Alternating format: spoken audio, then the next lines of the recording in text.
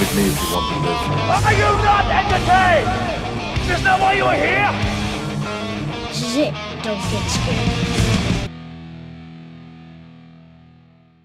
Welcome back to a brand new Flick Pick live show, a safe place where we can talk about movies and our feelings. It's a bit magical, a bit mystical, but this is it. Don't get scared now. Thank you so much for joining me tonight on this glorious Friday night, and we have a lot to talk about. We have almost too much to talk about, but I have to get it out.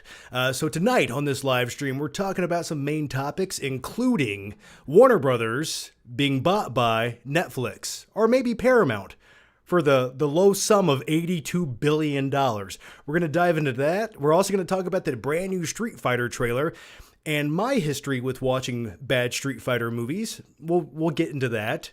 Sonic Boom! And also we're going to talk about the brand new Supergirl 24 film that I watched last night called Marty Supreme, starring the wonderful twink of Hollywood, Timothée Chalamet. And then I'm going to do a very quick Blu-ray update, which I'm going to call a Quickie Flicky. So we're going to dive into that as well. And as per usual, we're going to cap topic and question that you guys submit. So get those topics in. You can use the link down below if you'd like to. If not, no hard feelings. But once again, how are you guys doing? Thank you for joining me once again. And yes, I am representing my John Cena shirt. Tomorrow is his last match. You can't see me, so I will be watching that with some Wingstop and potentially some Dr. Pepper Zero. That sounds like a classy Saturday night if you ask me. So, what do you say we just dive into the main topics of tonight? And if you guys have anything to say along the way, please chime in as well and let me know how you guys feel about some of these things we're talking about. Okay, because it's not about me, okay? I'm not an egotistical, narcissistic piece of garbage. No. Your thoughts, your opinions matter just as much as mine, if not more. And this is your place to shine, baby. So get those thoughts in. And by the way, on a quick side note, I don't have any more party poppers. I forgot to buy some. I was going to go like 30 minutes ago to Walmart, but I had a bad feeling about going out amongst the unwashed masses in society tonight. I just didn't want to go down to Walmart tonight. Walmart is not a place you go on Friday nights. I'm just putting it out there. But it used to be the only place I'd like to go on Friday nights. So there's that. Okay, so the main topic of tonight is we have to talk about Netflix potentially buying Warner Brothers for the low sum of $82 billion. Pocket change to some people. Now, when it comes to this, I have a lot of thoughts, I have a lot of feelings, and I'm sure you guys do too. Now, right now, there's also another offer from another studio called Paramount, who is now reportedly offering $108 billion to buy Warner Brothers. And to me, this is completely crazy. And this is what I would like to consider the critical moment for all of cinema. Because what happens next is going to define the next 2 decades of entertainment and cinema as we know it. And I truly feel like whoever wins this battle is probably going to win the streaming war. Because if Netflix wins this, I think it's game over for every other streaming service. If you have Netflix plus Warner Brothers and all of the IPs that come along with it, you have DC, you have Harry Potter, you have most importantly, I'm going to talk about it extensively, Batman, but thousands of other classics over the years from Warner Brothers. And I truly feel like if they get a hold of all of those franchises, and not to even mention the series, you have Game of Thrones, all of those spinoffs, the possibilities are unlimited. But once again, if Netflix gets their grubby hands on it, the biggest question you have to ask yourself is, will everything sort of feel like a Netflix movie? And to me, that just might be the death of cinema. But we're going to dive into that. Now, there's a lot of legal ins and outs and a lot of what have yous. Now, this could potentially be a monopoly, and there's going to be a lot of deliberations going on to see if they can officially buy it. But hey, if Disney can buy everything, including Fox, I'm fairly certain Netflix could probably buy Warner Brothers. But we have to step back for just 1 second. And we have to ask ourselves, why is Warner Brothers for sale? You have all of these great IPs. Why could they need to sell this studio? And I think it's because of their own shortcomings and incompetence as a studio. If you go back for the last decade and look at some of their decision making when it comes to movies, they only have themselves to blame. So I wouldn't mind if a more competent studio got a hold of those IPs and did something different with them. I'm not saying I would mind such things.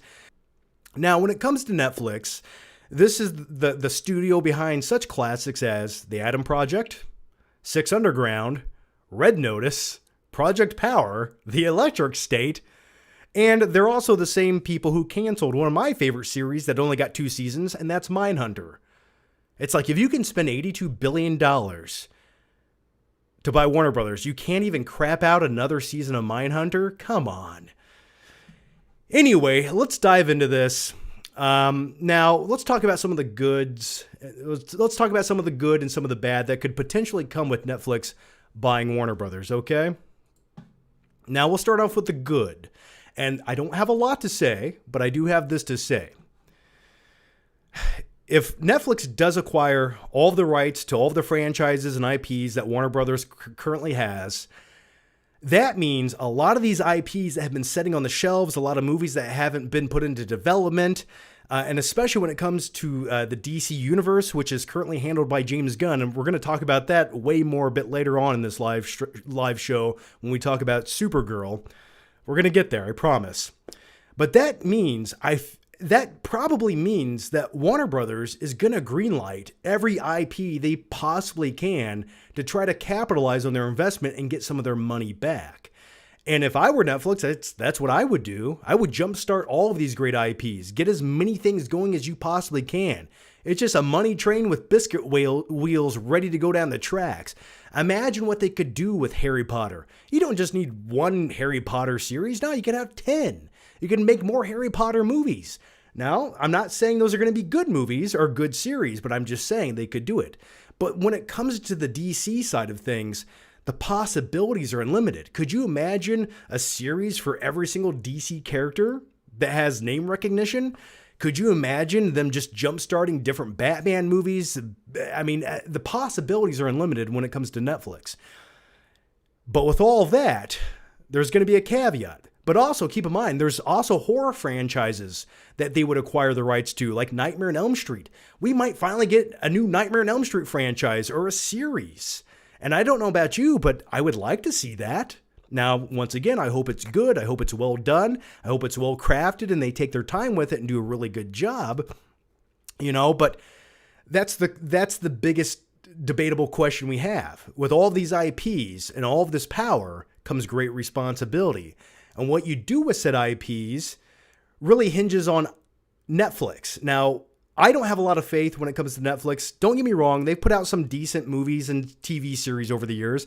I love me some Stranger Things. There's been a few good Netflix movies over the years. But mostly that comes down to giving creative freedom to the directors and the artists behind them. It's not really Netflix. Now, when it comes to Netflix, for me, everything sort of has a Netflix sheen to it. Kind of has this glossiness to it, this digital artificialness to it. And I think most movies that even come from a quality director or a quality screenwriter that get that Netflix treatment, there's something about those movies. Even the brand new Frankenstein movie from Guillermo del Toro, which we got a month or two ago. That movie sort of felt a bit bogged down and dumbed down to the largest mass appeal of audiences it possibly could, because that's what I like to call the Netflix treatment. They like to make movies for the largest mass appeal they possibly can. They don't want you to think too hard. They want you to be kind of entertained, but once you're in, you're out. You don't really think about their movies ever again, or at least for me, I don't. But the good part about all of this is I truly feel like a lot of IPs would finally see the light of day. They would expand upon it, and the DC universe would probably be bigger than ever. Now let's talk about the bad, and there's a lot of bad. Now, we've touched on the quality of said IPs, franchises, and movies and TV series. But along with this, Netflix isn't really known for their big theatrical releases. Yeah, they crank movies out into the theater for a couple weeks. That way they can be in consideration for awards and whatnot. But I feel like if Netflix truly acquires the rights to Warner Brothers, this will truly be the true decline of what I consider real cinema. And what I consider real cinema is when I watch a movie and feel something, but also when I have an urge to get off my ass and put pants on and go to the theater to watch a movie in the theater, it's the proper atmosphere for quality entertainment, okay? It's not on your couch. Don't get me wrong. I like watching movies at home in my underwear. I love it, okay? You can pause it, go take a pee, drink some soda. You don't pay $75 for a bucket of popcorn. But there's nothing better than watching a great movie in the cinema. And if Netflix acquires these rights, I don't feel like theatrical runs are going to be as prevalent in the future, especially with all these IPs and franchises. Yeah, they might be in the theater for a week or two, but Netflix loves things on their streaming service. It's what they do. They are a streaming service. At the end of the day, they can call themselves a studio or what have you, but for me, they're simply a streaming service. So I feel like the decline of theatrical releases, though they can say whatever they want, I feel like slowly but surely we're going to get to a point where that declines to almost nothing. And the other thing you have to ask yourself is, if Netflix is so about putting out content rather than these bold, memorable, groundbreaking films, I feel like if they get their hands on some of these IPs, we're just going to get content. They're going to try to mass produce as much shit as they possibly can to recoup their losses.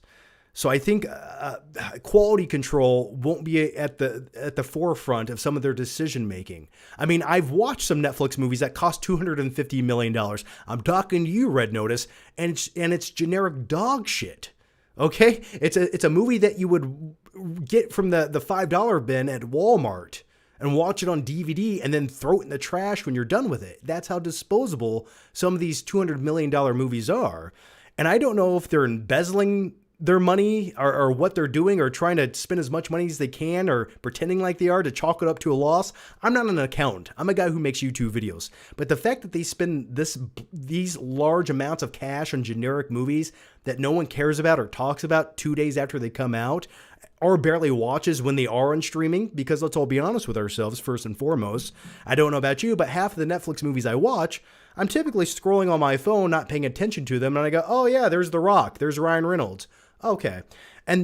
But it's not my fault. It's the movie's fault. It doesn't grab my attention. You don't need to see multiple plot points happening in the film because not much is happening. They make these movies for troglodytes, okay?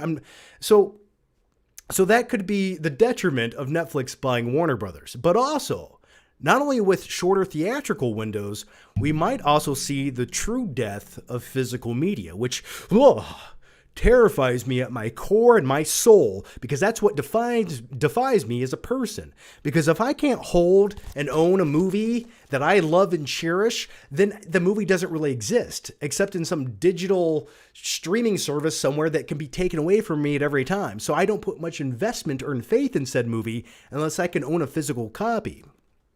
It just makes me feel better about who I am and what I'm doing. So with this, there's a lot of questionable things happening. Now, part of me would like to see Paramount acquire the rights to Warner Brothers because I think Paramount is a somewhat competent studio. They put out good films and they still believe in the theatrical window of filmmaking, which I appreciate. And I would have much more faith in a studio like that having the rights to these properties than, say, something like Netflix. But also, on top of all of that, once again, whatever streaming service or whatever studio acquires these rights, and especially if it's Netflix, if Netflix has everything that Netflix already has, plus everything HBO already has on their streaming service, and you combine both of those things, that seems like an unstoppable force. And I just wish they would make good movies and I would be happy with everything because it would be under one umbrella. But with that, if you have one giant conglomerate who owns all of these IPs, that controls everything, that controls cinema, controls the series, then guess what's probably going to happen to those subscription costs that you pay every month for Netflix, which, by the way, they keep going up like 25% every year. I don't know about you, but 99% of the content that I'm inundated with on Netflix, it's shit I don't want to watch. I don't want to watch it. I'm sorry, Love Island is not for me. I don't even know if that's on Netflix. Maybe it is. Couldn't tell you. But my point is, the cost of this subscription service, once they own everything, if you're a hardcore fan of DC or Harry Potter or Game of Thrones, well, you might be forced to pay it. So who knows what the cost of that could be on a monthly basis? Will it be $40, $50, $60? Who knows? Couldn't tell you. So what do you guys think about Netflix potentially acquiring the rights to Warner Brothers and taking it over? Let me know what you guys think about this.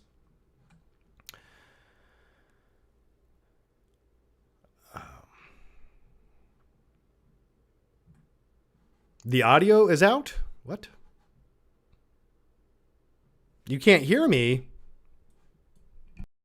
The audio should be good. What's happening? Can you hear me? Let me know. Can you guys hear this shit? Let me check it.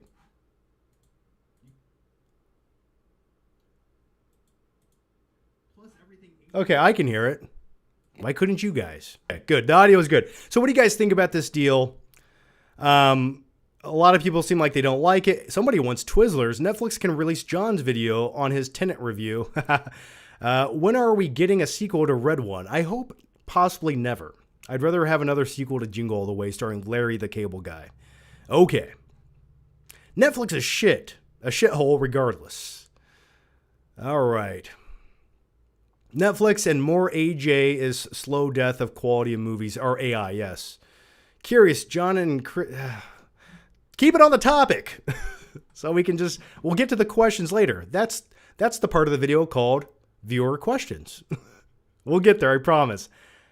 I think whatever happens with Warner Brothers, nothing good will come out of it. Yeah, you've seen what Disney's done with Fox, and it doesn't feel like they've done a lot with those IPs, does it? And Disney and Star Wars. Has Disney done anything with Star Wars that truly reinvigorated your love of Star Wars? Have you seen anything from them that just blew you away and made you love everything about it and got you excited again? Or do you feel like they've wasted a lot of potential? I would say they've wasted a lot of potential.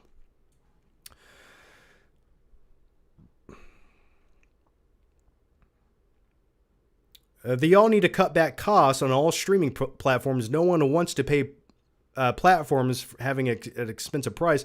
Warner Brothers in general, plus other studios, should just say no to their interested if they're selling it. I don't like the philosophy when it comes to Warner Brothers video game properties. Mandalorian Season 1. Yeah, that was fine. That was the one great thing they've done since 2012. All right. So those are my thoughts on it. And if you guys want to chime in a little bit more, we'll get to more questions. But the next main topic I feel like we got to dive into here is we need to talk about the brand new Street Fighter trailer that just dropped yesterday. Now, when it comes to Street Fighter, I'm a huge fan of the games. Now, I'm a dude who remembers going to see Street Fighter back in 1994. It was a cold December night, and I remember going to see this movie as a kid. And as a dude who loved the video games, I gotta say, even as a stupid little kid, I was somewhat disappointed by the movie. You had Jean-Claude Van Damme just not even trying to do an American accent. He had a very heavy French accent doing the voice of Guile. And also, I'm such a huge fan, I have the Yoga Flame edition of the arcade 1-Up cabinet back there. Sometimes I play in my underwear late at night. That takes me back to my childhood days of playing the Street Fighter arcade games in the 7-Eleven down the street from my house, as I used to sip very slowly on a blue slushie. Good times. There was nothing better than the mid-1990s, and I miss that. But I want to talk about this brand new trailer, and not only do I want to talk about it, I want to dive in and watch the trailer with you guys. Now, I've only watched this trailer once. I figured we can kind of watch it together here. I'll do my best with copyright. I'm going to have to pause it every once in a while, but let me know what you guys thought about this new Street Fighter trailer. And my quick thoughts on this are, at first, with all these quick character clips, there's Honda. Doesn't this sort of look like AI? Just slightly? Doesn't it look like if you put these prompts into AI, this is what it might crap out? That's my one takeaway from this. It looks a little AI-ish. Look at Cammy sitting there. Now that, I used to love playing Cammy in the games as a young kid. Was I a pervert? Maybe. And then you had Guile's hair. There's Ryu. M. Bison, who's played by Polka Dot Man. And there's Vega. I like this move right here. This is Cody Rhodes, who's a WWE wrestler playing Guile. And I gotta say, the casting isn't bad with this. It looked more like Guile than Jean-Claude Van Damme did back in '94. There's Ryu right there. Oh, that's Joe. This is actually an NPC character from the first Street Fighter game. His name was Joe. He was like some generic guy you just beat the shit out of. So like, it looks wacky, it looks zany, and it looks like a lot of fun, and it looks self-aware. And I think if anything, that's what a Street Fighter needs to be, or a Street Fighter movie needs to be. I mean, like, they look the part. Like, it looks like they're at least trying to make it video game accurate with how exaggerated some of the character designs are, and I appreciate that. And this comes out October 2026. Also, that was a nice little touch here. Now, if you've played Street Fighter, you know the car bonus scenes where you basically just beat the shit out of a car. And my favorite character was Honda. You just judo chop that shit to death and it explodes. The car in Street Fighter was the hardest character to beat. So anyway, you know, when I first watched this, I was a little taken back by it. But I will say this. Tonally speaking, when it comes to this trailer, it sort of reminds me, and hear me out for a second, it sort of has almost like a John Wick aesthetic to it. It has sort of those neon colors. It's very bold. And like, it looks like there's a lot of like different club atmospheric scenes in the backdrop. It sort of has that vibe going on. And if they can film this shit like a John Wick movie with the hand-to-hand combat, hey, please give it to me now. Now, another thing I wanted to dive into here is this reminds me of something that we got back in the 1990s starring Jackie Chan. And there was a movie called City Hunter that came out in 1993, I believe, starring Jackie Chan. But the biggest takeaway from that movie is there's a scene in there where they basically do a Street Fighter parody. And Jackie Chan plays Chun-Li. And I want to show it to you guys right here. And it kind of has the same vibe, just slightly. I feel like this new Street Fighter movie was inspired by this clip. So you got Jackie Chan right there. And he basically goes into full Street Fighter mode here in a second. There's Honda. There's Ken, played by some nobody guy. But the biggest takeaway we all need to appreciate here. Look at those effects, man. Those are beautiful. I love them. I love them. But there's Jackie Chan as Chun-Li. And, you know, hey, I'm digging what I'm looking at right there. But yeah, it just kind of has this funny parody, campy vibe to it. And now I will say this new trailer looks way more authentic and more accurate to the games than that. That looks like cosplay. But I've always, that scene's always stuck with me since the 1990s. But I want to check out some of the character posters for the new Street Fighter movie because that gives us a better glimpse at some of these characters. Raul Julia as M. Bison was amazing. Yeah, wasn't M. Bison the last character he played before Raul Julia died of cancer back in the 90s? I think it was the last performance he ever gave. And I believe the reason that he played M. Bison in the games, or in the movie, that terrible movie, mind you, was I think his son was a huge fan of the games, and that's why he took on the role. But let's check out some of these character posters from the new Street Fighter movie. Now, you got Ken right there, and hey, that sort of looks like Ken. It also looks like What's-His-Face from We're the Millers, just a little bit, the side view there. Anyway, you got Ryu there, looks good. M. Bison. Chun-Li, looking good. Now, this one is the interesting one. Jason Momoa's Blanca. Now, I think this is the ultimate casting choice of all time. Now, we're going to talk about Jason Momoa playing another character named Lobo in a second, but looking at that's what I think a cinematic version of Blanca should look like. So I think that could be a lot of fun. You have 50 Cent playing is it Balrock or Balrock? I don't know. I never played with this character in Street Fighter. I'm like, you came into a fight wearing boxing gloves. How are you going to win this? And never mind, this was clearly inspired by Mike Tyson, the character from Street Fighter. And then you have Cody Rhodes. I'm a huge wrestling fan. And he's playing Guile.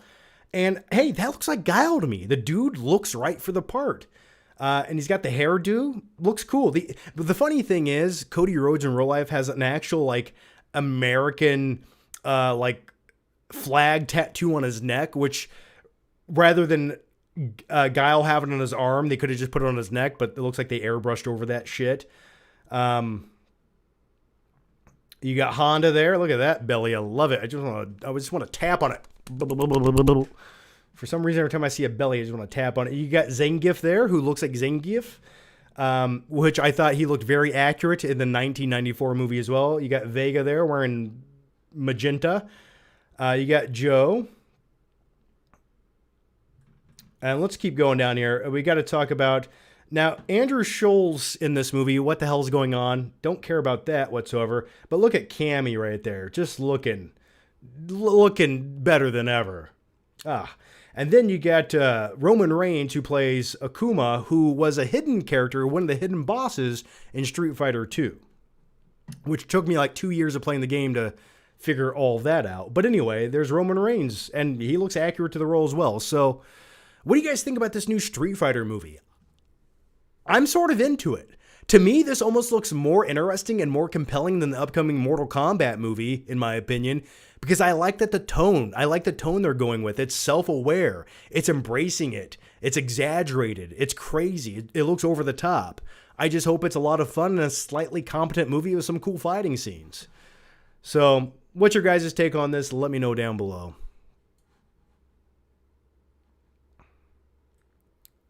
You don't like Andrew Schultz? I've listened to 2 of his podcasts. The question is, do you want to see him in a movie? I don't know if I need to. Oh, Noob Saibot? Yes, I love me some Noob Saibot. I think Sector is the most underrated character in Mortal Kombat, though, just putting it out there. Cautiously optimistic, I guess. It does look fun. It's going to be awfully good. Skylar Wheelock says, I'm sorry, but Cody and Roman look absolutely ridiculous as their characters. It could be bad, but good. I think they look great as their characters. They look character accurate, in my opinion. And what have we been talking about for years when it comes to movies? Why do they keep casting guys who have no muscle definition or physicality to them? And now, finally, in an action movie or a comic book movie, they're casting dudes who actually go to the gym and work out and actually look like they could put a chokehold on you and kick your ass. I like that. Like, I miss having a physical aesthetic to casting characters for video game characters or tough guy characters in movies. And I like that they're sort of bringing that back a little bit. I love it. So now, is the movie going to be good? I don't know. It could completely suck ass. We'll wait and see. But I'm sort of interested in it. At first I was curious, and now I'm almost optimistic, I would say. 50 Cent gets shot 9 times in the face. 50 Cent gets 9 sonic booms to the face. AI Street Fighter looks bad. It does look a little bit AI-ish, but I don't know if it is. I think it's legit, so. Someone said it sort of looks like Scott Pilgrim. It does have that stylized Scott Pilgrim vibe, doesn't it? Especially with some of the fight sequences. You're right, but is that a bad thing?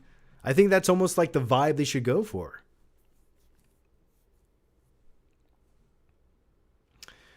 It looks crazy, but crazy exciting. Street FAI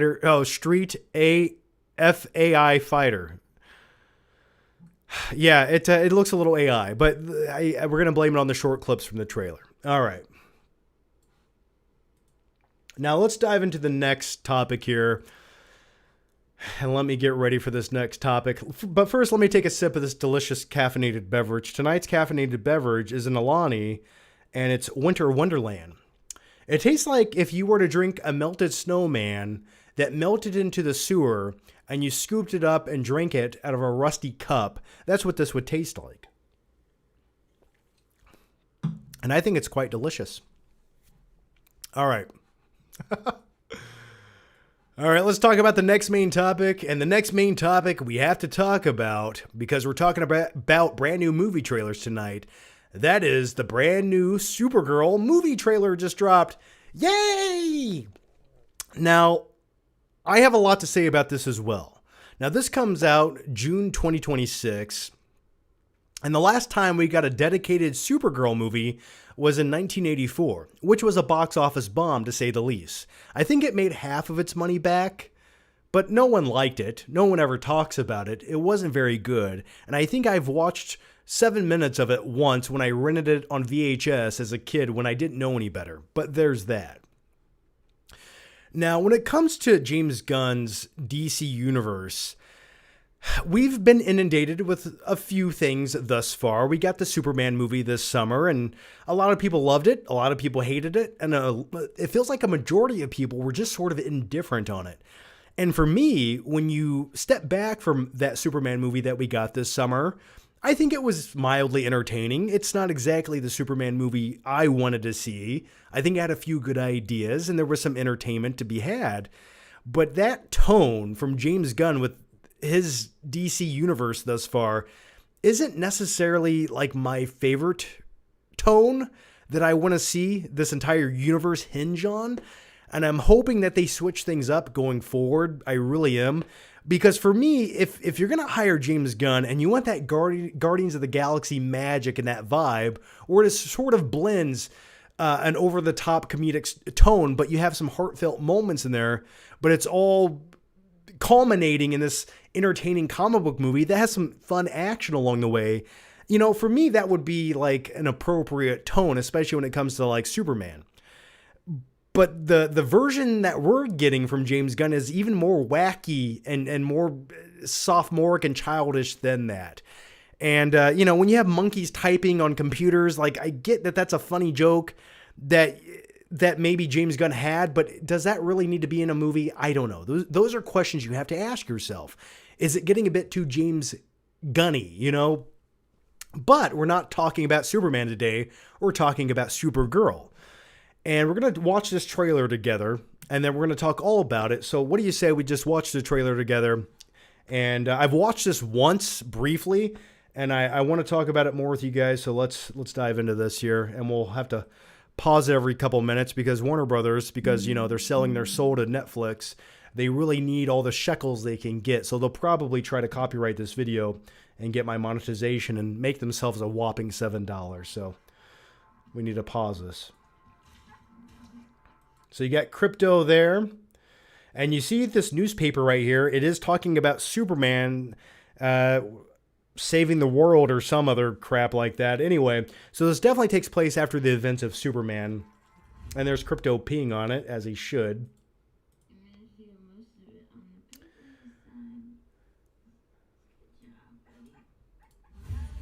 All right. And then you had Millie Alcock. Is it Alcock? Alcock? Alcock? No, thank you. Just a little bit for me, please. But yeah, hey, I think she's a fine Supergirl. I think like she looks the part. I liked her in House of the Dragon, and she plays this kind of like party girl who has like almost like a Paris Hilton vibe where she likes to go drinking on the weekends and disco dancing by herself on another planet because, you know, she's a bit depressed. And we're going to talk about why she's depressed a little bit later on. But now this is from the same director who brought you Cruella, that classic that came out a couple years ago. And this definitely has like a strong Guardians of the Galaxy vibe. Now, right there, I want to talk about this scene right here. So when it comes to Supergirl, the interesting thing about her character's backstory, and I almost think it's a bit more interesting than Kal-El's backstory, is she grew up on a dystopian Krypton. She grew up there after it exploded. And what they did is they used their technology to put a force field over a small portion of a city, and that's where she grew up. And in that city, because there was no resources, there was no way to escape, people just had to live there with what they had. So this city got a bit chaotic, especially when resources ran low and people get desperate. And you can see the true face of evil when you see desperation on the face of Kryptonians, for example. So she grew up in this dystopian, post-apocalyptic sort of city setting. And my theory on this is, I think the way that Supergirl, the movie, is going to play out is, I think we're going to see a lot of flashbacks of her upbringing on Krypton and growing up and sort of what defined her as a character and why she's so bitter and depressed with reality, because she's seen the true face of evil in people when they get desperate. And I think like half the movie will be flashbacks and the other half will be like present day. Just a theory, just putting it out there. Maybe that's how the movie plays out. Maybe it's not, but you can see her there on Krypton. And then the rest of the trailer sort of has like a Guardians of the Galaxy vibe. And I like that this movie wasn't directed by James Gunn. That almost gives me more faith and hope in the movie itself. Because maybe it won't be so self-indulgent with dumb jokes, or maybe it will. I don't know. But I like that a lot of the movie isn't taking place on Earth, which is also more interesting to me. And then you see her there. She truly embraces being Supergirl at the end of the movie. For the last 30 minutes, she embraces who she is. And now I can be a symbol of hope like my cousin. But anyway, that's the Supergirl trailer. What do you guys think about this? I think it looks okay. But the one thing we have to talk about, where was it? I skimmed right over. It was the best part of the whole trailer.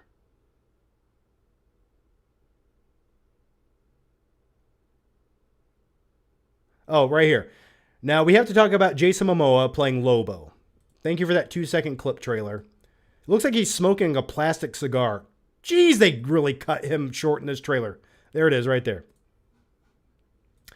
We're going to watch it 14 times until we can pause it just right. Okay, so you got Lobo right there, played by Jason Momoa. Now, when it comes to Lobo, I think he's a cool character. Now, I know for a while now, Jason Momoa has been lobbying to play this character, and if ever there was a casting choice that made sense, it's definitely Jason Momoa's Lobo. Jason Momoa's Aquaman?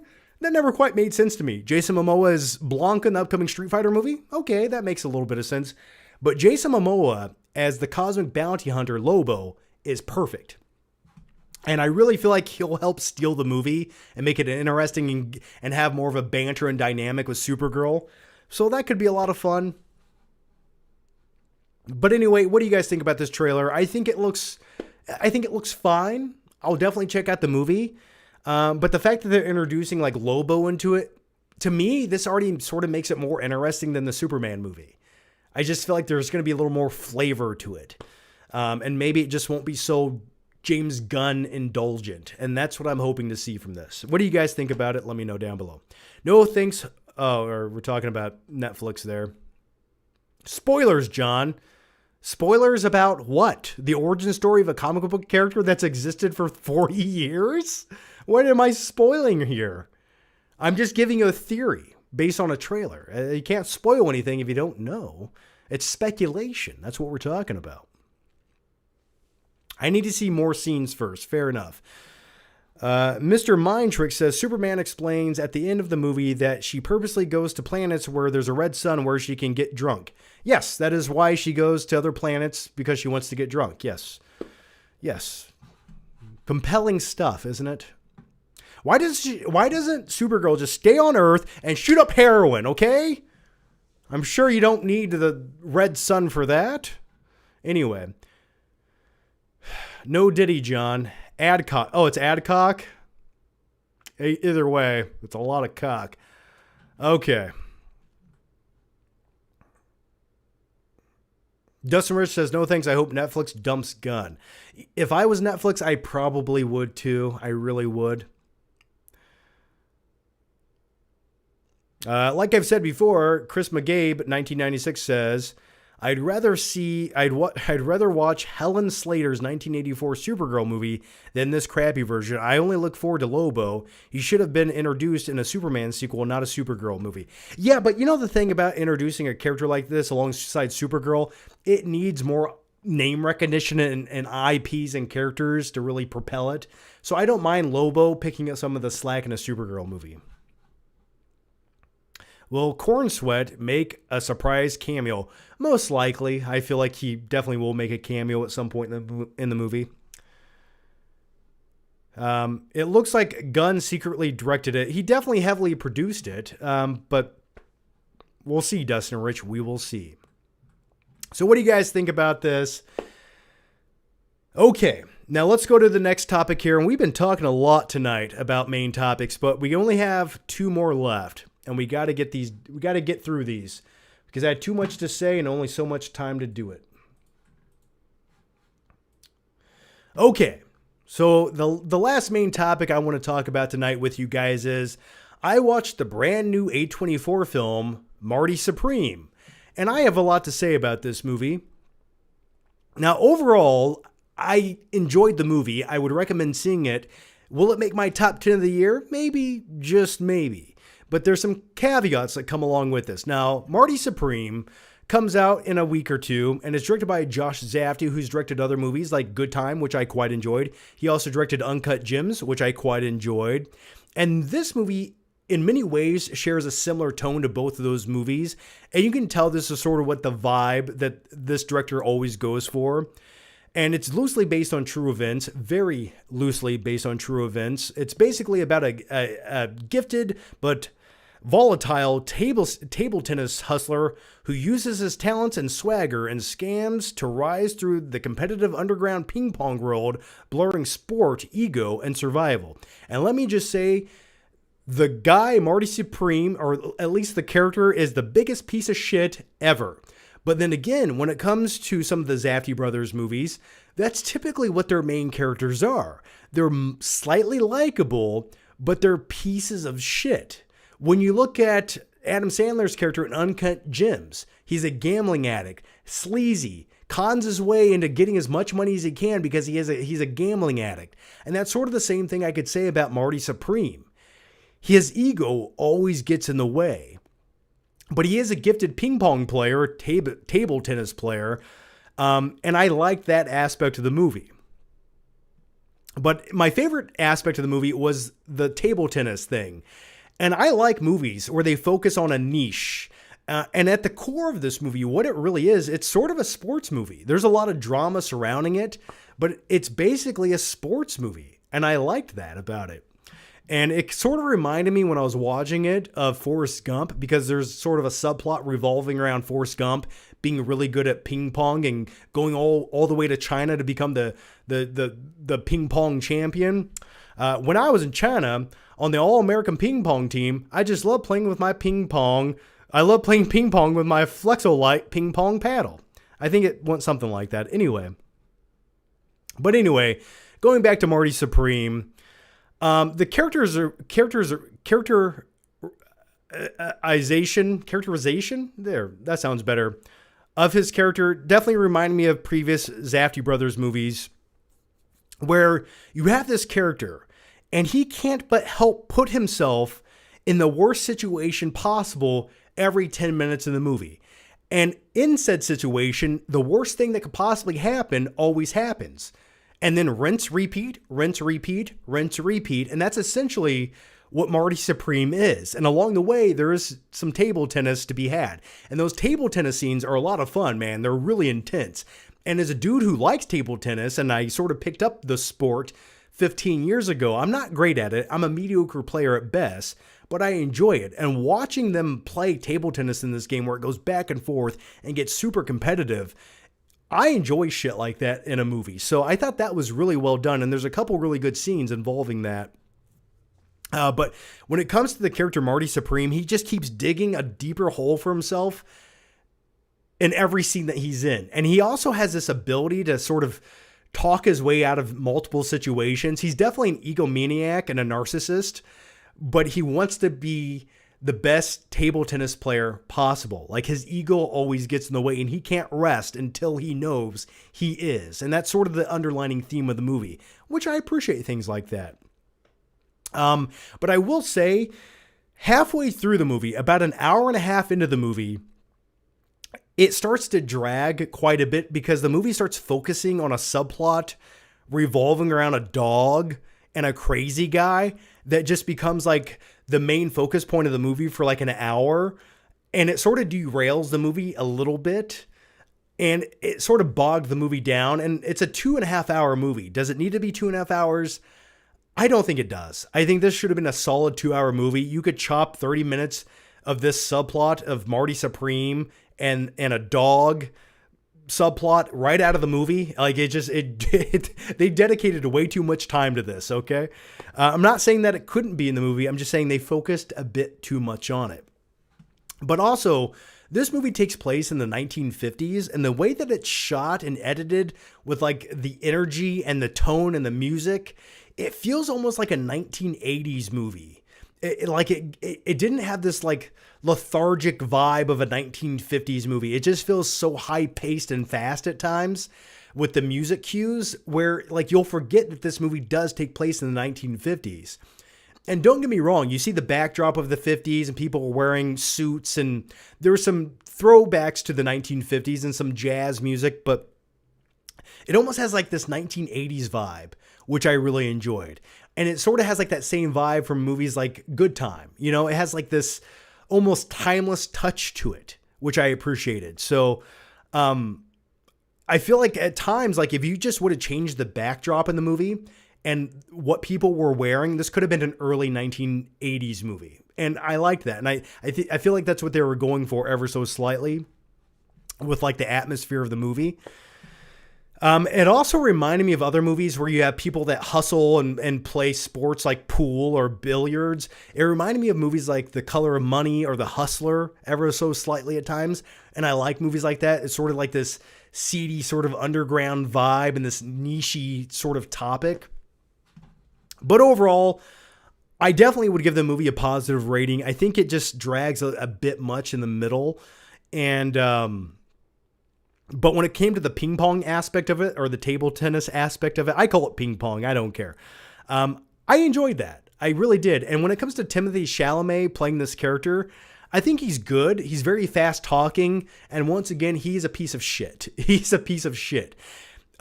His character is, not Timothée Chalamet. All right. But I will say this about Timothée Chalamet. I think he's a good actor. I do. I think in this movie at times, he only plays like a 23-year-old character. So he's supposed to look like a young kid at times. But at other times, it just feels like a little boy wearing his daddy's outfit, cosplaying. Like when you step back and look at him, I'm like, how has no one just punched this guy in the face by now?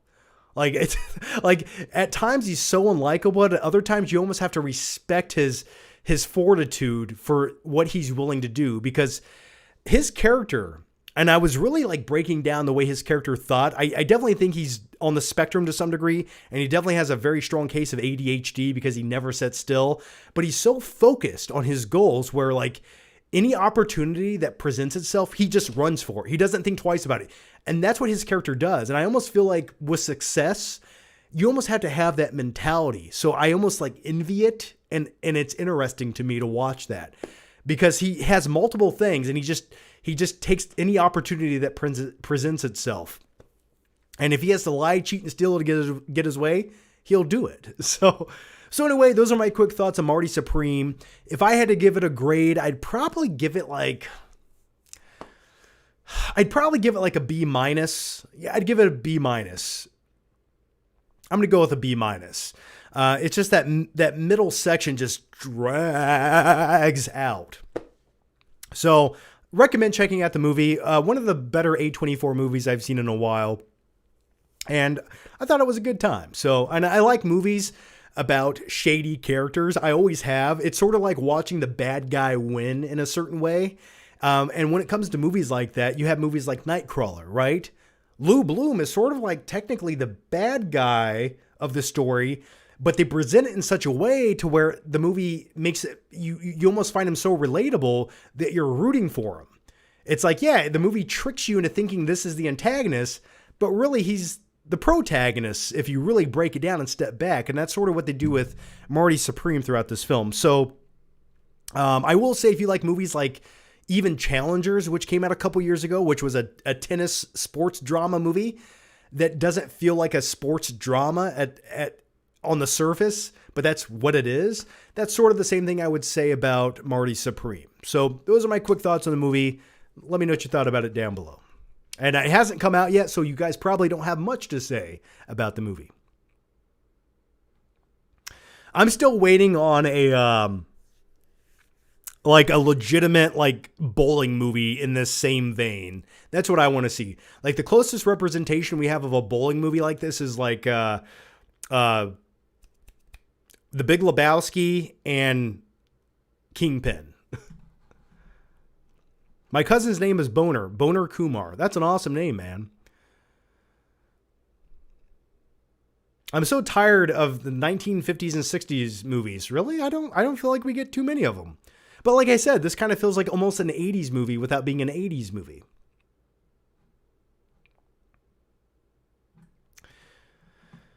Okay. All right, guys. And the last main topic. John, I assume you liked the Rockstar table tennis game. I don't think I ever played it, man. I just like real table tennis. The closest thing I played at tennis is Rocket League, and that's more like soccer. So there's that. Okay, the last quick main topic I want to talk about with you guys tonight, and then we're going to dive into your questions. So once again, if you guys have any questions, topics, whatever, get those in right now. I'm going to cover all of those. But tonight's last main topic we have to talk about is I want to do what I'm going to call a Quickie Flicky Blu-ray update video. Now, I have 3 new movies here. And the first movie I have to talk about, this was not sent to me. I bought this. This is a Christmas gift I bought myself this year. And I've been talking about this movie hitting 4K for what feels like a decade, an eternity. And it's one of the most underrated epic movies of all time. And if you've never seen it, I don't know what you're doing with your life. Immediately stop watching this live stream. Actually, don't do that. Finish watching this live stream, ask me a few questions, and then immediately leave this live stream and go watch Master and Commander, The Far Side of the World. Now, I bought this steelbook not only because it's an awesome steelbook, but it's the 4K remaster of Master and Commander, which the Blu-ray has always sounded really awesome, but the picture quality always looked a little bit muddy to me. So this 4K rendition of the movie gets me super excited. And I remember talking about wanting to see this movie on 4K back in 2016, 2017. And I'm like, one day. And finally, today was the day. This showed up from eBay. I think I paid $40, $50 for this. And I'm going to savor the flavor on opening it at some point. But really cool steelbook. Check this out. That's the Master Commander 4K steelbook right there. Really sweet. I love it.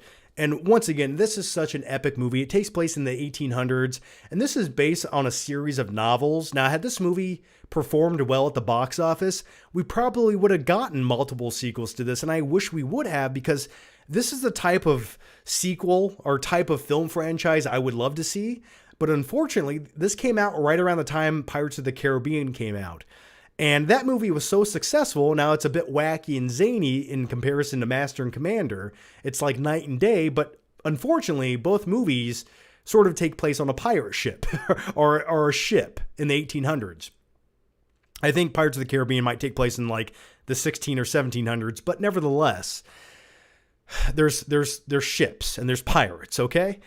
And I think that was the detriment to this movie. People just didn't want to see another Pirates movie. They wanted to see something crazy from Disney and not something like this, which is so unfortunate. It's like the best movies that should get sequels, and I want to see multiple sequels of. We never get them. But anyway, definitely recommend checking this out. I've heard the 4K looks really good. I don't think there's a lot of bonus features on this, which kind of sucks, but small price to pay. Okay. All right. Oh, sorry. I'm so sorry for that. There we go. I'm so sorry for that. I'm so sorry I was small. But anyway, that's Master and Commander. Okay.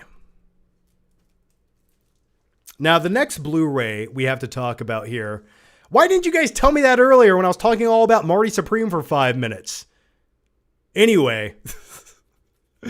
Who cares? All right. And the next movie I'm going to talk about here is Seth Rogen stars in a movie with Keanu Reeves called Good Fortune, where Keanu Reeves plays an angel and some other stuff happens.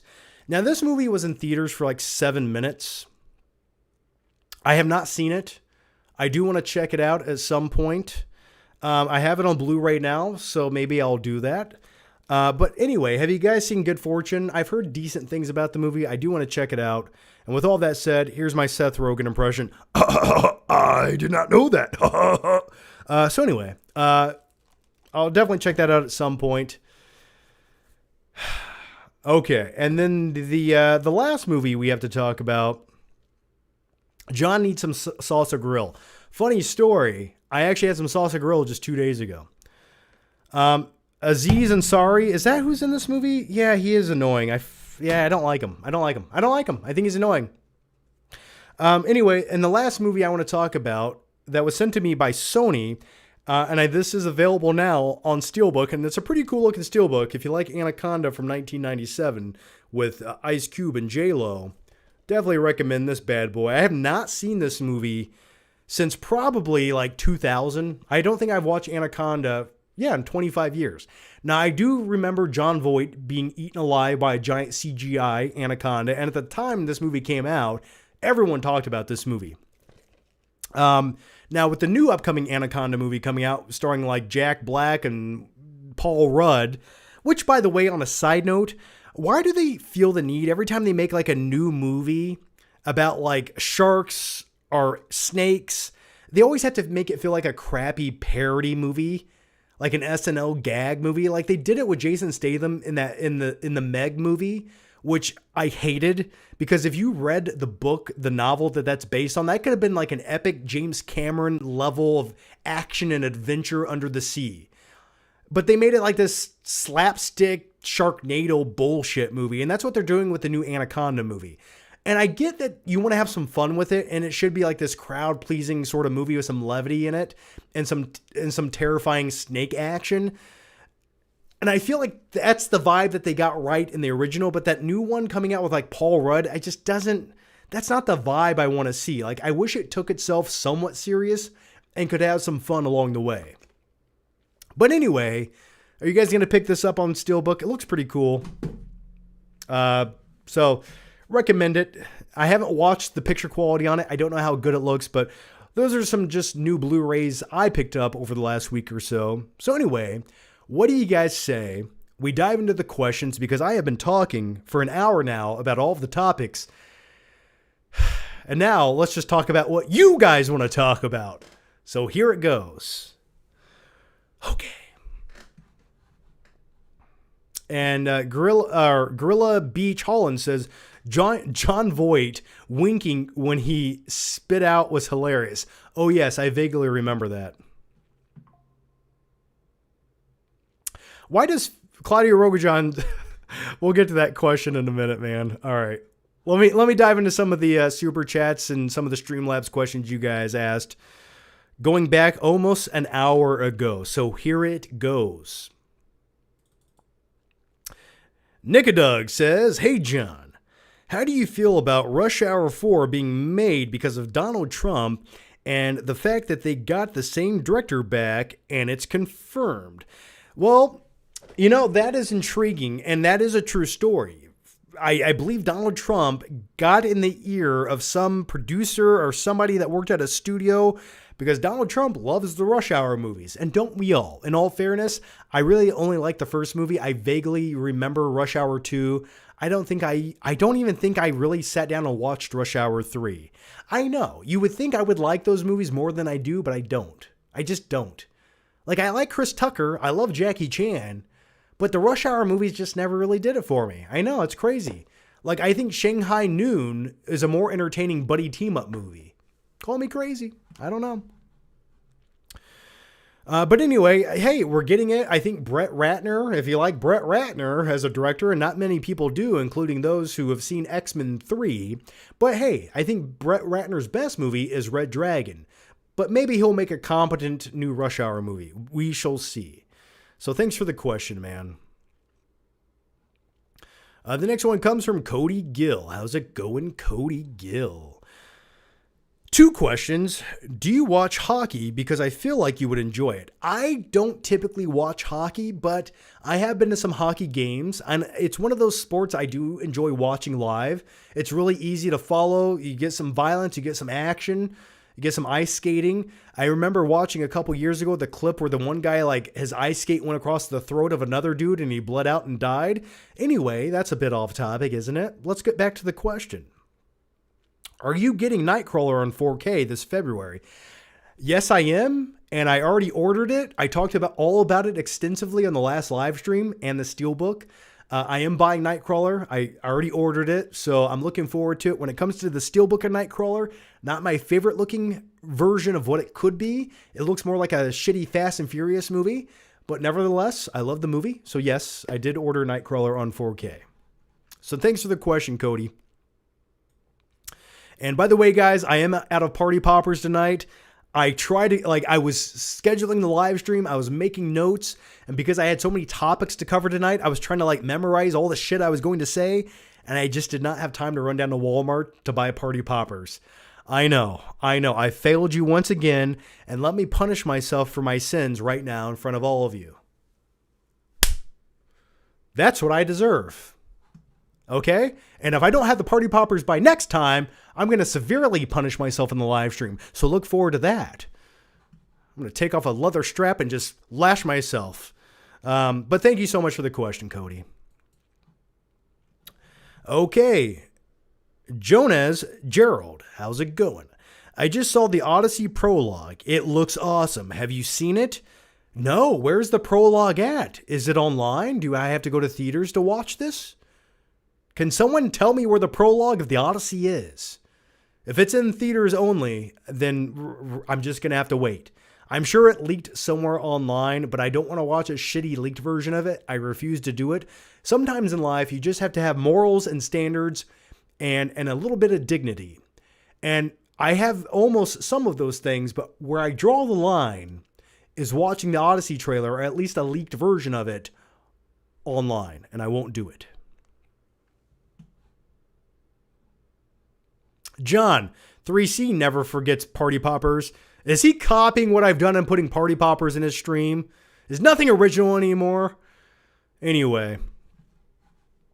I'll bring him back next week, I promise. Yeah, it leaked. I'm not watching a shitty leaked version. I'm just not. I can't do it. But then again, let me see if it's on YouTube real quick. Let me see. I'm just going to see out of curiosity, okay? Prologue... The Odyssey.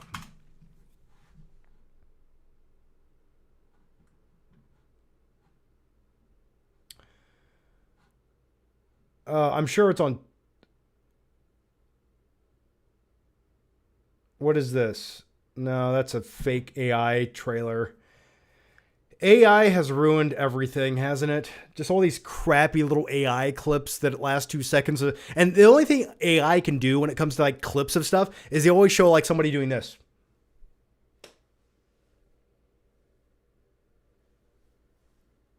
That's it. It's just weird head movements. That's the only thing they can do. Okay. All right. Let's go to the next one. And the next question comes from... Let's scroll up. Let's scroll way up here. Oh, the next part comes from Johannes as well. The Odyssey, Dune 3, and Doomsday, which one do you think will be the best? And which one are you most excited for? Well, out of all 3 of those epic films, which I am excited to see all 3 of those movies, and damn, it's going to be a good year next year. I hope 2026 makes up for the shortcomings and underwhelming cinematic experiences of 2025 in a big way. But if I had to pick one of those movies, man, if I could watch any one of those movies in the theater right now, I'm probably going to go with the Odyssey. I just need an epic. I need an epic that just makes me go on this journey and makes me forget about this thing called reality that we live in right now. So I'd probably pick the Odyssey. Then I'd pick Doomsday, and Dune 3 would be the third movie in the lineup. But I'm definitely looking forward to all 3 of them, man. Alan Cold Bullet, how's it going? Hey, Juanito Johnny Boy, biggest fan from Mexico. Well, how's it going to Mexico right now, man? Hola, baby. Hasta la vista. Okay, let's just stop doing the cringe shit, John, and answer the question. Okay, here we go. First video I saw was best movies from 2013, and that was the year I missed Flick Trips. What do you think is the best sci-fi movie of this year? Shout out from Mexico. Well, thanks, man. Thank you for those questions. So the first video you watched was top 10 best movies from 2013. Thank you so much for that, man. Kind of want to go back and look at that video right now. Oh, what a glorious video. Wait. Oh, top 10 best movies. Here it is. Let's look at this.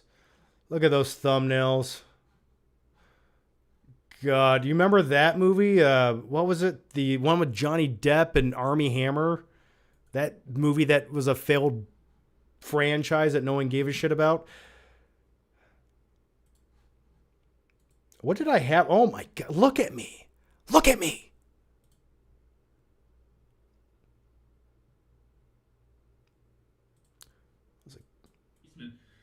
Stay out of the shadows, John. They can't get you. Let's see what my number 9 movie of 2013 was. Take a guess.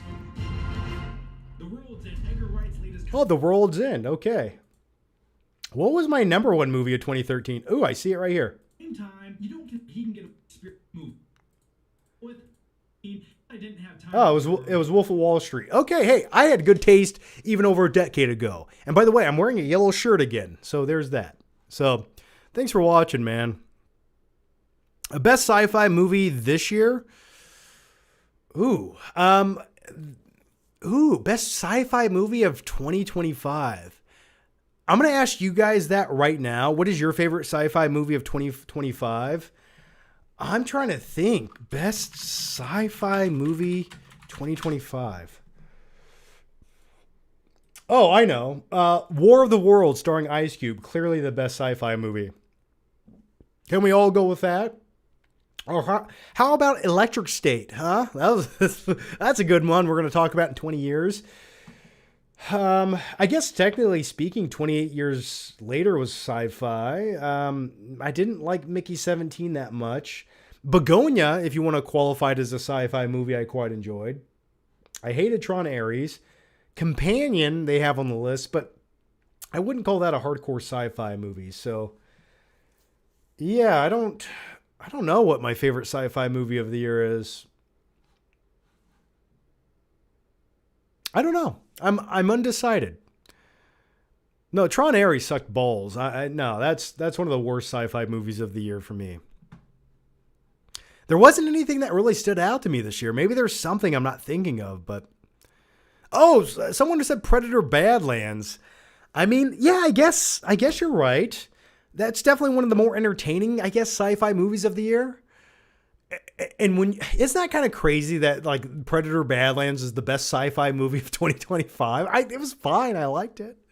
I gave it a positive rating, but I don't know. Companion is good. I recommend watching Companion. Weapons. Yeah, I don't know if that counts as sci-fi. To me, it's not sci-fi. Dustin Rich says, have you put on a clown wig and made creepy calls to old girlfriends lately? What do you think I do every night before I go to bed? All right, let's go to the next one here. And the next one comes from M Mindfreak 99, who says, hi, John. I don't love it, but I'd much rather have Netflix own Warner Brothers over a Saudi-backed Paramount who only wants to turn everything into propaganda. Well, that's a fair assessment. That is a fair assessment.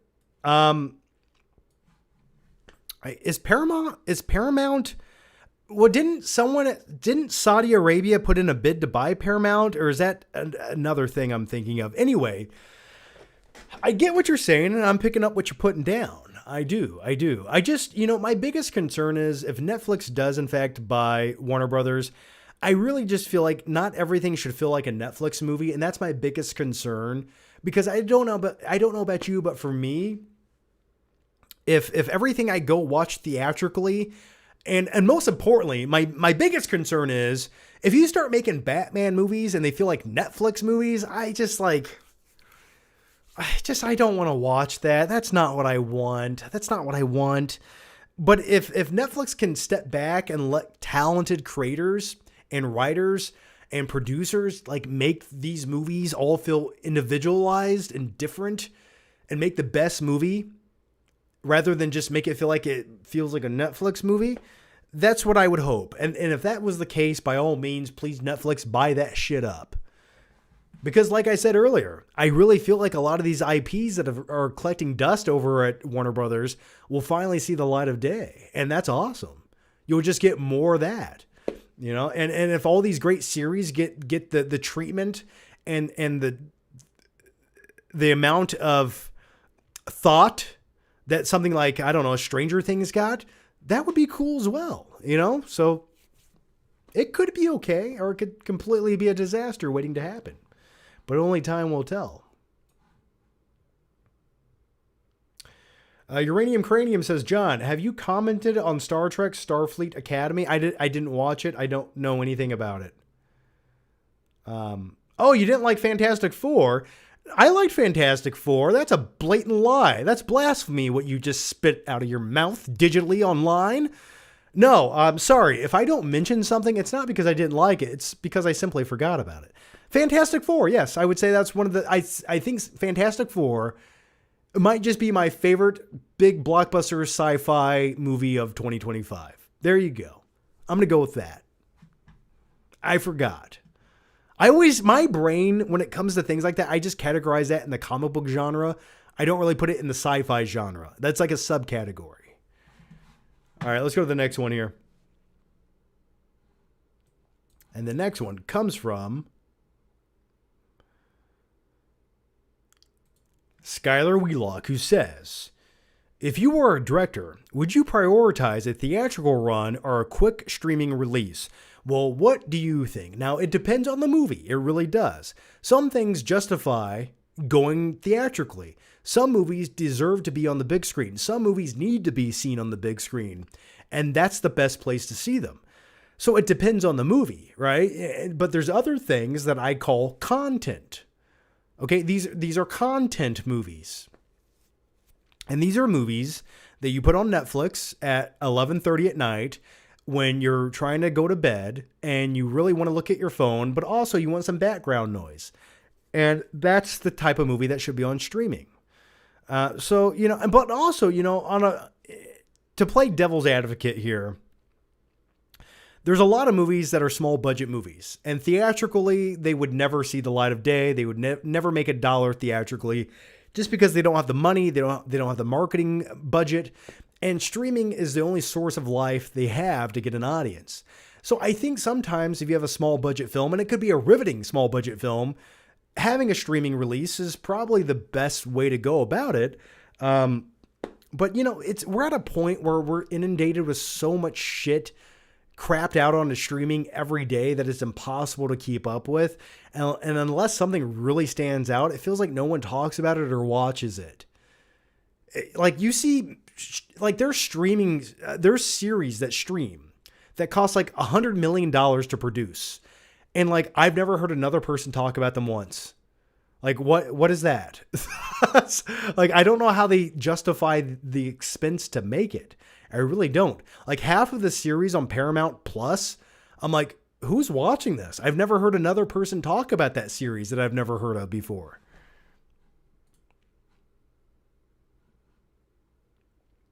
Uranium Cranium says, John, I think you're talking about Shelby Oaks. A lot of hype. I had a feeling. I didn't know if it would deliver on its promises, and I think the hype got in the way. I really do. All right, let's go to the next one here. And the next one comes from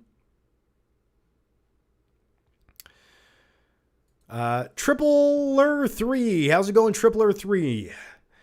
Do you get angry at Stand By Me when you watch the scene where Gordy buys basically 4 pounds of hamburger for a nickel? You know, I always do recall that scene vividly. And what they do is they collected their money because they forgot to bring food. And Vern only has 7 cents. And Gordy goes down to the local local deli at the corner of the by the junkyard, and he buys like 4 pounds of meat, a loaf of bread, 4 sodas, and I think that's it. And I guess you just can't buy ground beef for such a cost anymore, can you?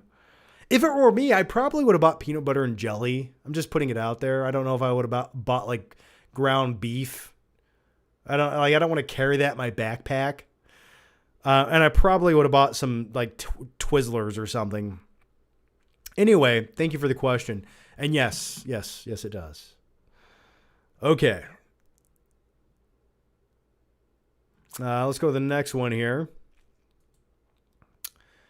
Speaking of Stand By Me, real quick, would you guys like to see a clip of me from Stand By Me, my own Stand By Me movie that I made, where I, in fact, run away from a train? Would you guys like to see that? I can show it to you. Let's watch it. Let's watch this. Now, this clip took 7 years to produce and it cost $600,000. But I got to show it to you guys. Speaking of Stand By Me. You'll love it. Tonight is retro night. I made this 14 years ago. All right, let's hang on. I got to show you this. This is from a Stand By Me review I did a long time ago. I was 23, going on 24, the first time I ever made love to a woman. Oh, wait, the first time I ever seen a dead body. It was the summer of 1959, a long time ago, if you measure it in a term of years. Do you love the royalty-free music? All right, well, I get... Here, we'll skim to the end here.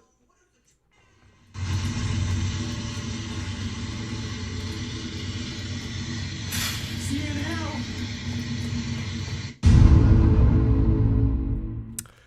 Watch this. Watch the rest of this intro. Anyway, thank you for reminding me of that for some odd reason. Okay. Let's go to the next question here. And the next one comes from Skylar Wheelock. How's it going, Skylar Wheelock, our old buddy? Okay. All hands on deck now, Johnny. Netflix can now make a remake of Point Break. This Netflix Warner Bros. Deal is only great news for the folks buying their third yacht, right? Yes, that is another film property Netflix could completely dismantle or remake. Now, do I think that's on the priority list of things over at Netflix if they acquire the rights to Warner Brothers? Probably not. Would I like to see another remake of Point Break? Absolutely, because that last rendition we got in 2015 is an abomination against humanity, and even thinking about it, I should punish myself right now. But I won't do that. I'll do it after the live stream. But the possibilities are endless with that acquisition. So we'll see, man. We'll see what happens. But hey, I would be down for a Point Break remake if it's done well.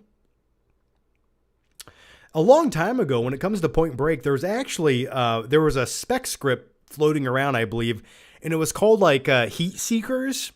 And what it was going to do was it was going to up the ante for like a new modern day retelling of Point Break. But these new guys that were robbing banks, they were going to do extreme shit, but they were also going to use technology to do it. And like at one point in the movie, they were going to like jump off the side of a building and do like a wingsuit skydiving scene or something like that. I don't know how I know this. I think I read it on Reddit like 15 years ago, but I think that the movie was going to be called Heat Seekers. And for me, that sounds kind of cool. Just putting it out there. Okay, let's go to the next one here. Lieutenant Dan's fruit company got us invested in some kind of fruit company and said, we don't got to worry about money no more. And I said, that's good. Let's go to okay. Anyway, can you do an impression of Nicolas Cage chasing Forrest Gump? Okay. You paid $5 for this, so I gotta deliver. Give me a second here. Where's my, here it is. Okay. Nicolas Cage chasing Forrest Gump. Forrest, stop! I said stop! Jenny, can you get Forrest or something? What's that in your pocket? A ping pong ball or a shark? Jenny, would you like to share a needle or something? Really, I think that's all I have for you. Unfortunately, that's the best I can do. With such short notice, please forgive me, but you know what? I will continue wearing these glasses because it just make me look cool. All right, let's go to the next one here. And the next one comes from Forrest, did you hear? I think Jenny gave you AIDS. Gosh. The next one comes from Clark, 1140. Okay. Johnny Biscuits. Johnny Biscuits, what's the rarest, hard-to-find DVD or Blu-ray in your collection? For me, it's the Pink Flamingo, Holy Mountain, or Meet the Phoebes. I have some out-of-print steelbooks back there. I'm not sure what the hardest one or most expensive one I own is. I couldn't tell you that.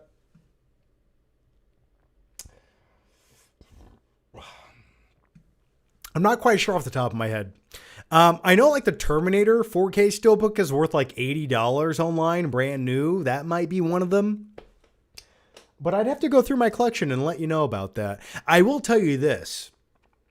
I have been on the hunt for the DVD, preferably Blu-ray, of the movie Sling Blade starring Billy Bob Thornton for like 2 years now. One day I will find it. All right, let's go to the next one here. But thank you for the question. Bob, how's it going, Bob? They also tried to buy Disney. Imagine that. Yeah, are you talking about Netflix or Paramount? Yeah, well, Disney at some point will try to buy. I'm surprised Disney isn't trying to buy Warner Brothers, but I'm sure there's some kind of monopoly law in place where they can't do that. So who knows? It's crazy, isn't it? Whoever, like 70 or $82 billion. Oh, okay.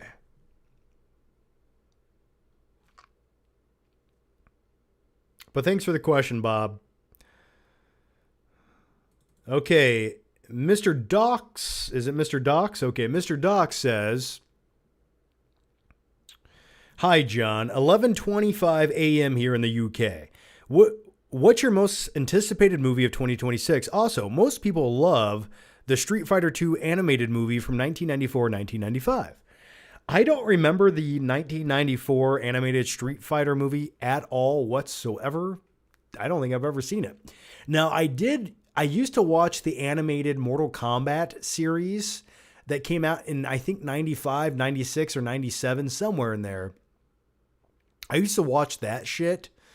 Wasn't very good, but I watched it. But anyway, back to your question.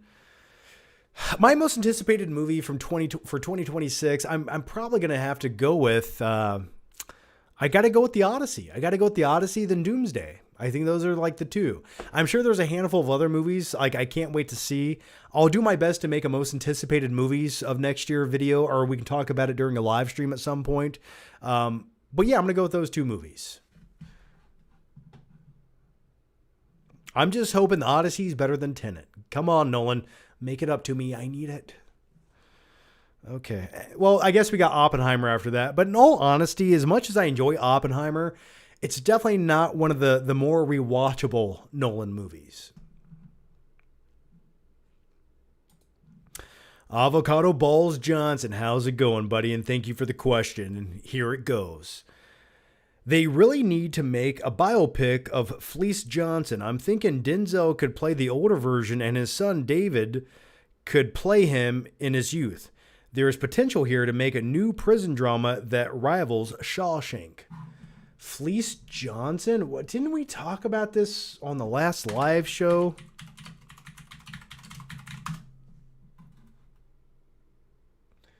Oh, the Booty Warrior? Is that what we're talking about here? Oh, this is from Locked Up. I love booty. I think about it all night and day. We're talking about this guy right here, the Booty Warrior. So you're right. I guess that would lend itself perfectly to like a modern day retelling of Shawshank Redemption in a way. This dude who just loves booty. That's his calling in life. That is his purpose. And you're right. I would like to see someone of the acting caliber and chops of Denzel Washington play such a booty bandit in prison. I think that would be pivotal, groundbreaking stuff.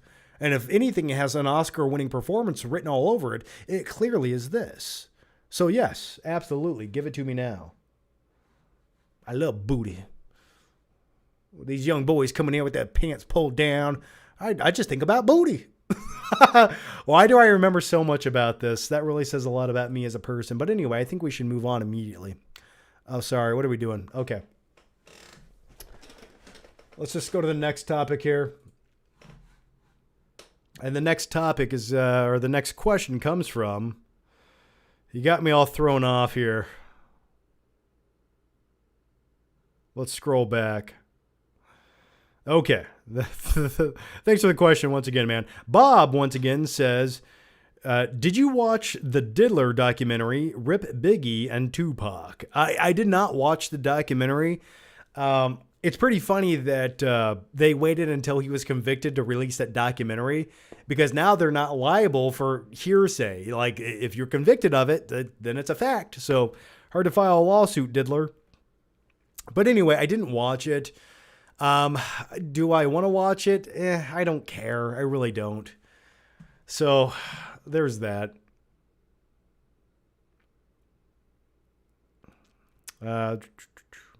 Not saying I won't ever watch it, but I just haven't yet. There's too much stuff to watch and too much stuff to catch up on.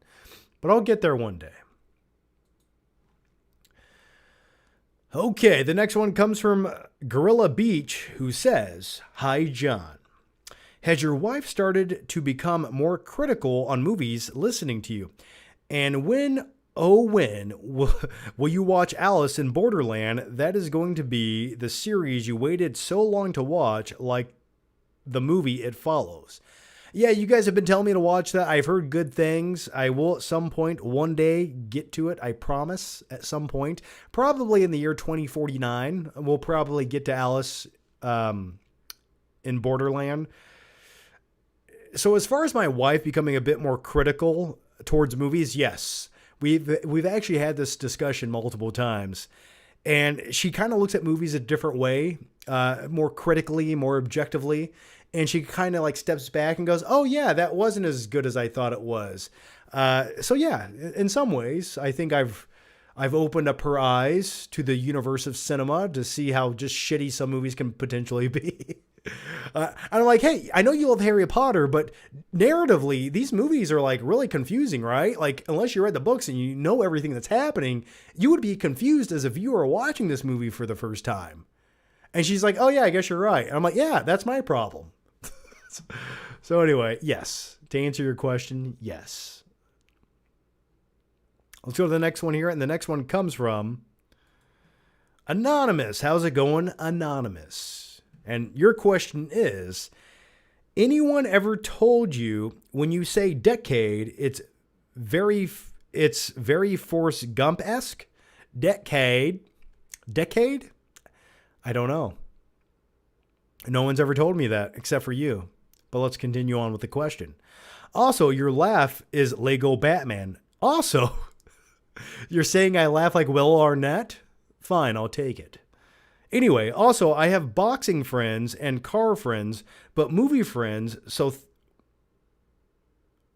You didn't say no. But movie friends, so thank you to you and your viewers for being my movie friends, Streamlabs, up YouTube. Anyway, yeah, so I think you meant to say no movie friends. And I thank you for that, man. And I like to tell people, listen, if you don't have someone in your life that you can talk about movies with, I can be that guy. That's who I am. And that's always been my goal on YouTube for the last 15 years and for 15 more years. If you don't have anyone in your life to talk about cinema and shoot the shit with when it comes to movies, I can be that guy. I like to think I am that guy. And most importantly, when it goes back to my origin story of YouTube, that's why I started YouTube. Because believe it or not, I didn't have a lot of friends in my life who I could shoot the shit with about movies. And that's why I started YouTube. I wanted to talk about movies with people. And now we're doing it. It's crazy. And here we are. We're doing it tonight. So it's good to be alive on a Friday night, isn't it? But yeah, man, thank you so much for that. That does mean a lot. That's always been my goal. My goal when making YouTube videos wasn't to be a pretentious asshole talking to a camera like I know everything. No. That was not the goal. My goal was to make you feel like there's not a camera here and that we're together in a room talking about movies in our underwear. And I like to think with these live streams and the advent of technology and the lack of wearing pants that we finally have met that goal. That goal. We've done it. So like we're here now. We're doing it. So thank you for that, man. Thank you so much. Thank you, Anonymous. Okay. Mr. Mindtrick99 says, help! Can Supergirl get drunk? Why? How? Humans are allergic to alcohol. It's why we get drunk. Wouldn't she be immune to the effects? I'm confused. Well, that's why she goes to a planet with a red sun, because the power of the red sun isn't as powerful as our sun, and her strengths are less than. Thus, she can feel the effects of said alcohol. Now, keep in mind, this is all made-up comic book bullshit, because whatever it needs to be, it can be, and that's the glory of comic books. We can just make it up as we go. And sometimes, and I'm going to get off on a tangent here, and then I'm going to blow my nose all violent-like because I'm getting over a cold, because I have a weak-ass pussy immune system, so there's that. But anyway, getting back to the main topic, I want to talk about when people on the internet have debates amongst themselves about which comic book character is more powerful. No. The Hulk could clearly beat up Red Hulk because this, and this. But if we just step back and look at it objectively, anything can be anything as long as some guy wrote it down on a comic book 40 years ago. And one sentence of information has defined that character for the last 4 decades. And we just cling on to it. And we hold it as fact. But anyway, back to your point. That's why she can drink alcohol on different planets. I don't know. I would just huff model glue if it were me. Now, with all that said, I'm going to mute the live stream because I don't want to gross you guys out, because I do want to blow my nose. I might, you know what? Just not to gross you out, I'm going to take just like a 5-second break. Don't you go anywhere. Don't you go dying on me now.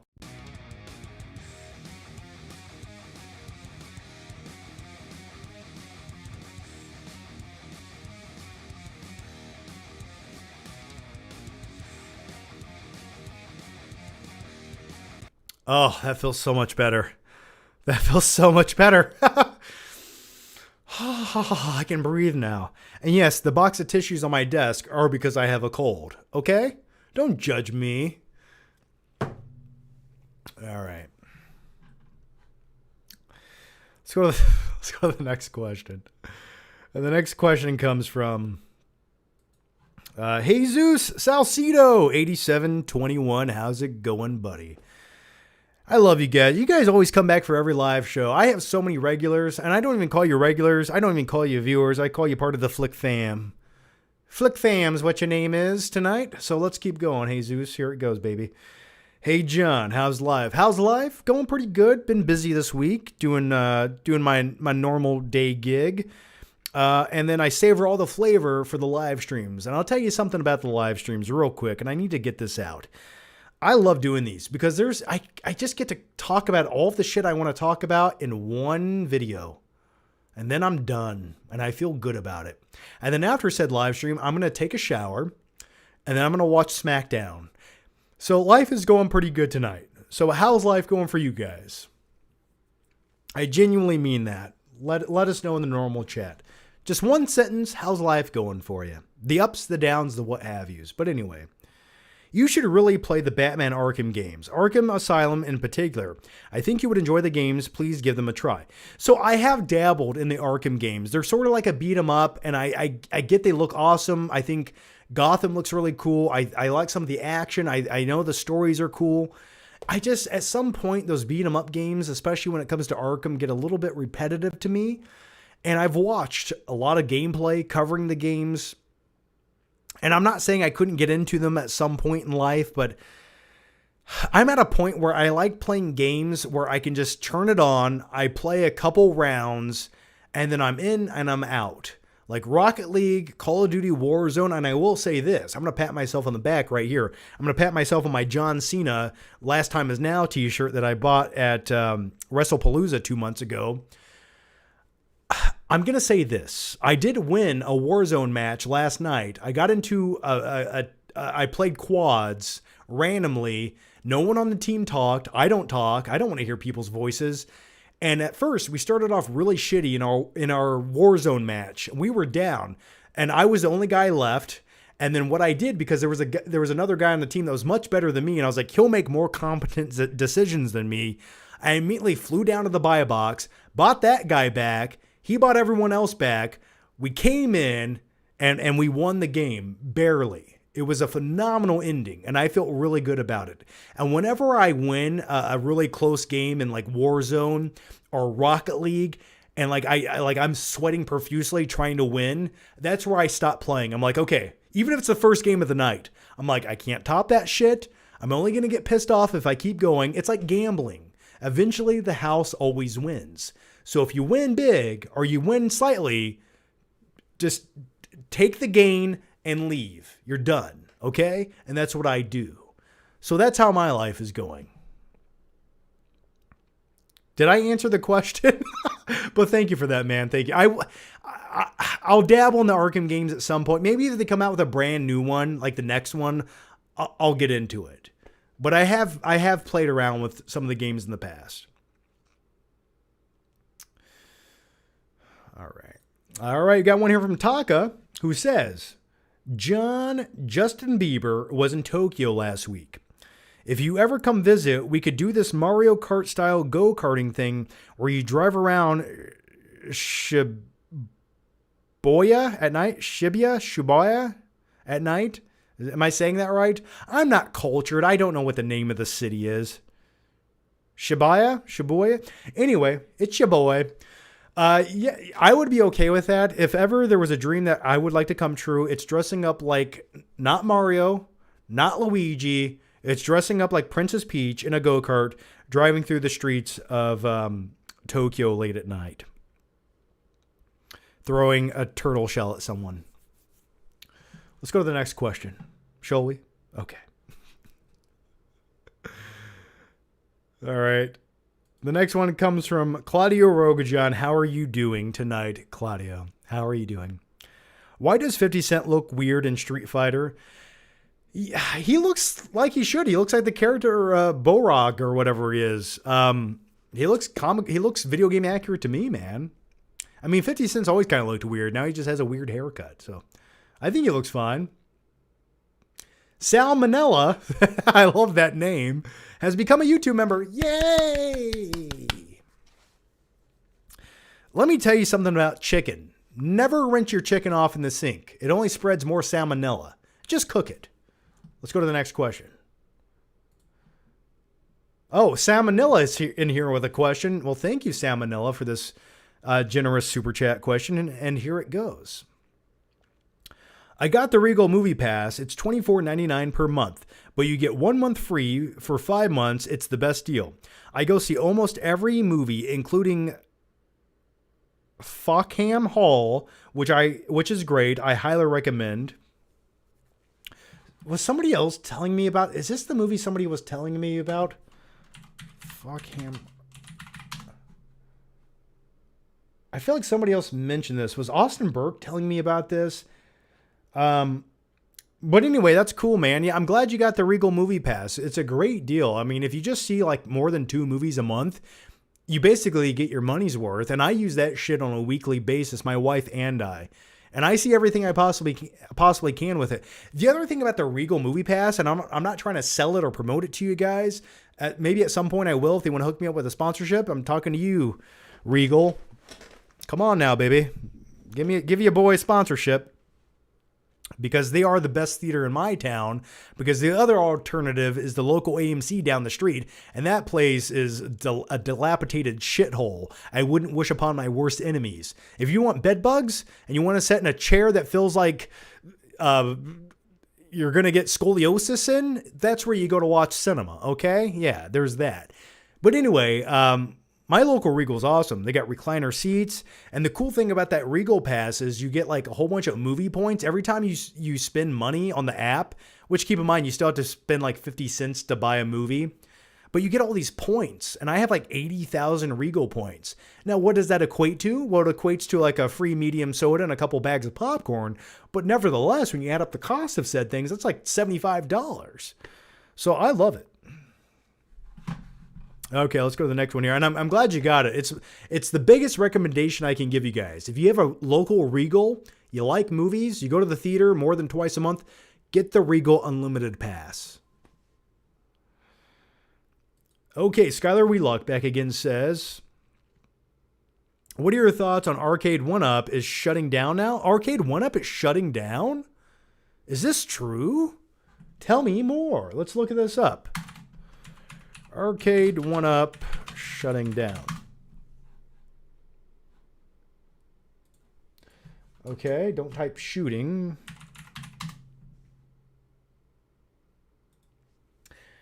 Let's read what this guy on Reddit had to say, because we all know accurate information always comes from Reddit.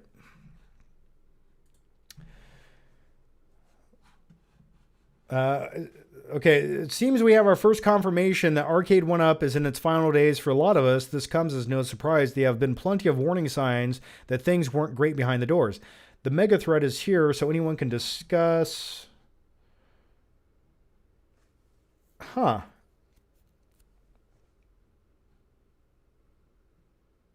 That sucks. Okay. See, I liked Arcade 1-Up existing. I like the fact that there was somebody willing to put out physical, affordable arcade cabinets. I think that was awesome. Like that's nostalgia that you don't get a lot of nowadays. And for me, I'm just going to praise these arcade cabinets for 1 second. Now, there's a lot of shitty renditions from Arcade 1-Up. Some of the ports aren't the best. Some of the cabinets aren't the best, especially the earlier versions.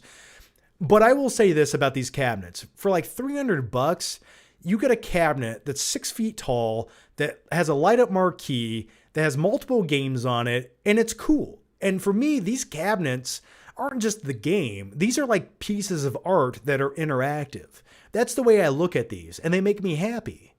So that sucks that they're shutting down. Now, I think their detriment may have been they put out too many releases of too much shit that no one cared about. And that might have shot them in the foot. Because there was like a lot of arcade cabinets. It's just like, why did you make this one? There's like 3 people that would want to buy this. But maybe, just maybe, with their back catalog of arcade cabinets sitting in warehouses right now, maybe they'll get really cheap in price and I might buy a couple more. But the unfortunate thing is I don't have any more space, so there's that. But anyway, I'm a fan of the Arcade 1-Ups. I am. If you can get them for a good deal and you got the space, it's like, it looks cool. So, and, you know, as a stupid little kid who loved going to the arcade, I never thought like I could afford arcade cabinets. Like, I never thought I could buy that shit. But for like $300, you can. So, I don't know. Now, it'd be better if you could put more games on just one of them, but there's that. Regal Pass should sponsor this channel. I agree with you.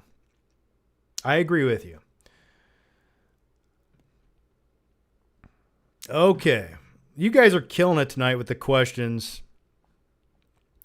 Okay, we got to hit these up. We're going to scroll way back here. Okay, I'm just going to jump into these ones real quick because it's too generous. You guys are too generous. You're too good to me. You're too good to me. And I mean that. You're too good to me. Okay? But here it is. We got a couple very, very nice questions here. We got one from Salmonella.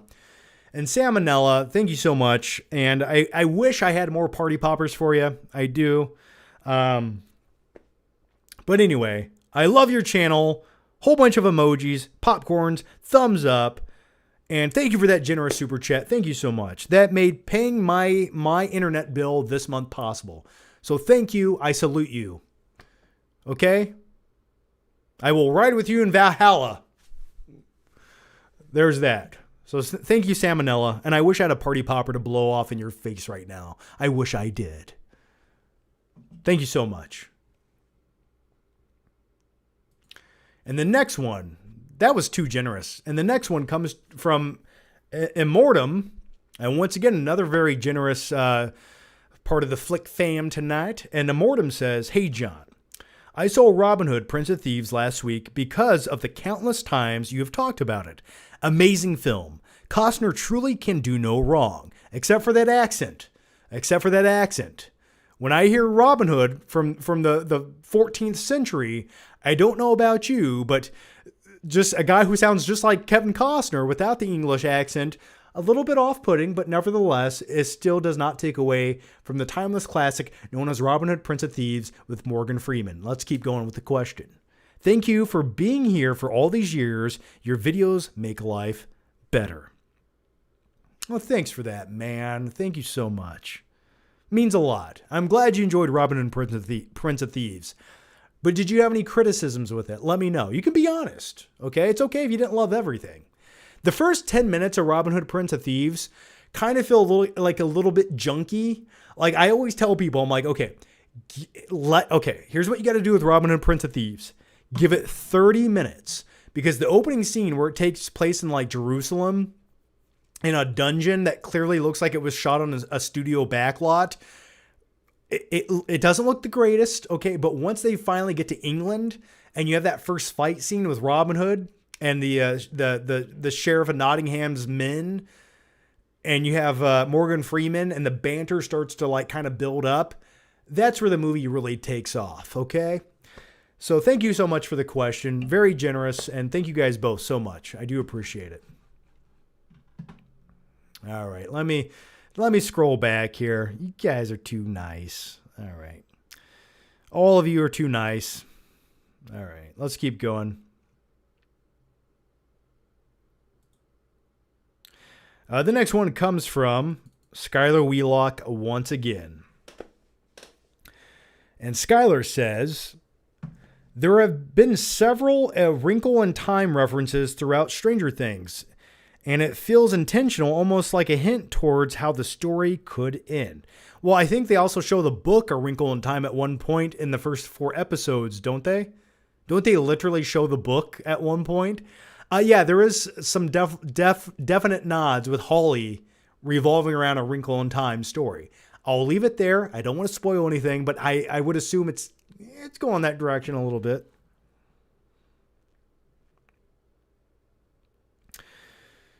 Okay, the next one comes from Skylar. Skylar Wheelock again, man. Skylar, you are here tonight, man. Okay. "Despite having the biggest box office numbers of all time, the Avatar franchise has almost no cultural impact compared to Marvel, Star Wars, etc. It's very strange. Why is that? Give me your best explanation." Well, I can give you my explanation. The thing about Avatar is it's spectacle over substance. Now, Avatar, there's not many lines that people quote. I don't see a lot of people walking around with Avatar t-shirts on, and if they are, they probably get their ass kicked. Just putting it out there. Now, I have seen some mild porn parodies revolving around Avatar, but that's a story for another time. Would I say that has any pulp culture reference? Depends on what side of the internet you like to cruise at 2 o'clock in the morning. But my point is, you are absolutely right. Avatar has almost no cultural impact. It's one of those movies that does offer pure escapism, and we go for the spectacle, and it's almost like this ride that we go on, right? We love to look at it. We love to go in there for 3 hours, but once that time is up and over, we leave the theater, we never think about it, and we never talk about it again. And I feel like with every new incarnation of every Avatar sequel that we get, and we do in fact get Avatar 4 and 5 in the next coming years or the next 27 years, I feel like that conversation is going to just completely diminish with every new installment. And just watch, wait and see. With this new Avatar movie, Fire and Ash, coming out in just another week or two, that movie, after 1 week, maybe 2, no one will ever talk about it again. And I just think it's the characters. You know, when you have characters in IPs like Star Wars or Marvel movies, those are iconic characters that a lot of people have grown up with. They have a special place in their heart. They relate to them. And when it comes to the Avatar characters, well, yeah, they're okay, but I don't really relate to Jake Sully. I don't really give a shit about Jake Sully. Do you? I don't know. But no, they just don't stand the test of time. They're not iconic unless they're in that universe and within that film that you're watching it in. So I think that's sort of the detriment to the pulp culture significance or lack of significance that Avatar has as a franchise. And also on top of that, I find it highly unfortunate that James Cameron, which is one of my most beloved directors of all time, is dedicating so much time to making live action Ferngully movies. And now I get it. The guy is obsessed with the technology and Pandora and saving the earth and having a message. I understand all of those things. But damn it, James Cameron, can you just do something else besides going to Pandora to share this message? I don't know. Can you just make a new Terminator movie? And maybe, just maybe, the Terminator can give a long spiel about how recycling could potentially save the planet. And even a robot is self-aware enough to care enough about saving the planet as a cybernetic organism. There you go, James Cameron. That could be a nice subplot for you. But anyway, with all of that said, I do like Avatar. I do like going to Pandora. But I really only like going there in the cinema when I watch the movies. And by the time I get home, I'm like, yeah, I'm good. Like, I went there, I did it, I saw it. I don't need to do it again. You know? So I think I answered the question. Is that fulfilling? Was that a fulfilling answer? I don't know. Okay, let's go to the next one. And the next one comes from 1982 Seb. And when it comes to this question here, and by the way, going back earlier, Salmonella and Mortem, you guys are awesome. Okay, but Seb is also awesome. So 1982 Seb has to say this. Hi, John. How's it going? Have you seen Christmas Bloody Christmas on Shudder? It's worth a watch. It's about an AI Santa who goes on a killer rampage. It's like a par between Halloween and the Terminator. Interesting. Intriguing.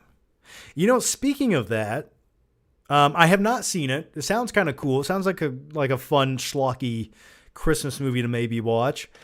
But you know, speaking of Terminator, the first Terminator movie is sort of like a stoic slasher horror villain, isn't he? He's just like a guy who keeps coming. He's like Michael Myers or Jason Voorhees. He's just like this entity that keeps coming after you no matter what. So yeah, I haven't seen it yet, but it sounds cool. What is this called? Christmas, Bloody Christmas? Let's look this up. I want to see the poster.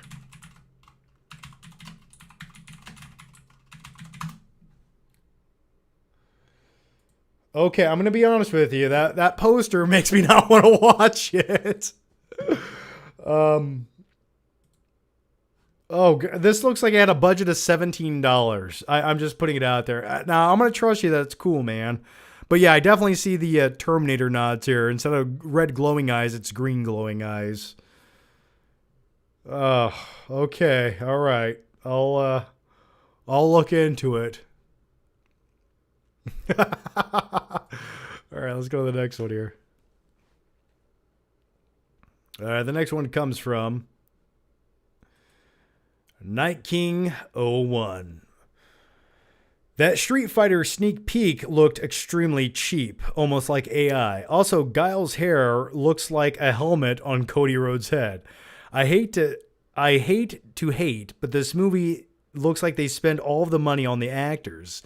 I wouldn't go that far. I don't think they spent much money because they don't really have that many huge. Well, they do have a couple big name actors. In all fairness, they do. Like Jason Momoa playing Blanca really is like, that's crazy, right? I think it looks interesting. I kind of like that it looks cheesy. And I think like that's the tone it should look like. It kind of looks like almost like a live action cartoon. Like had they made it if they try to make this look any more serious than it does, I just don't know if it would work. I think it would fail under its own weight and pretentiousness. Uranium Cranium says, sounds like Silent Night, Deadly Night. Salmonella says, I got Avatar 3 tickets for Thursday opening week in IMAX 3D. That's awesome, man. You also said, I'm going to go see Silent Night, Bloody Night. Yeah, so I bought my Avatar tickets. So I shared this story on the last live show. I had an Avatar Fire and Ash screening down in Indianapolis. I had every intention of going. We got in the car. We made it halfway there. And halfway there, as a blizzard just kicked in. And I couldn't see the street or the highway. And everything came to a sudden stop. And then I drove a little bit further down the road. And then I saw cars and ditches and shit. And I was like, no. There's no way I can drive another hour and a half, make it there on time. And those 9-foot tall blue aliens just aren't worth me totaling my car tonight. So I did a U-turn and brought my ass back here. But I did buy my tickets to Avatar in IMAX. Not IMAX. I didn't buy it in IMAX, but I bought 3D tickets to see Avatar on the 18th. So should be a good time. All right.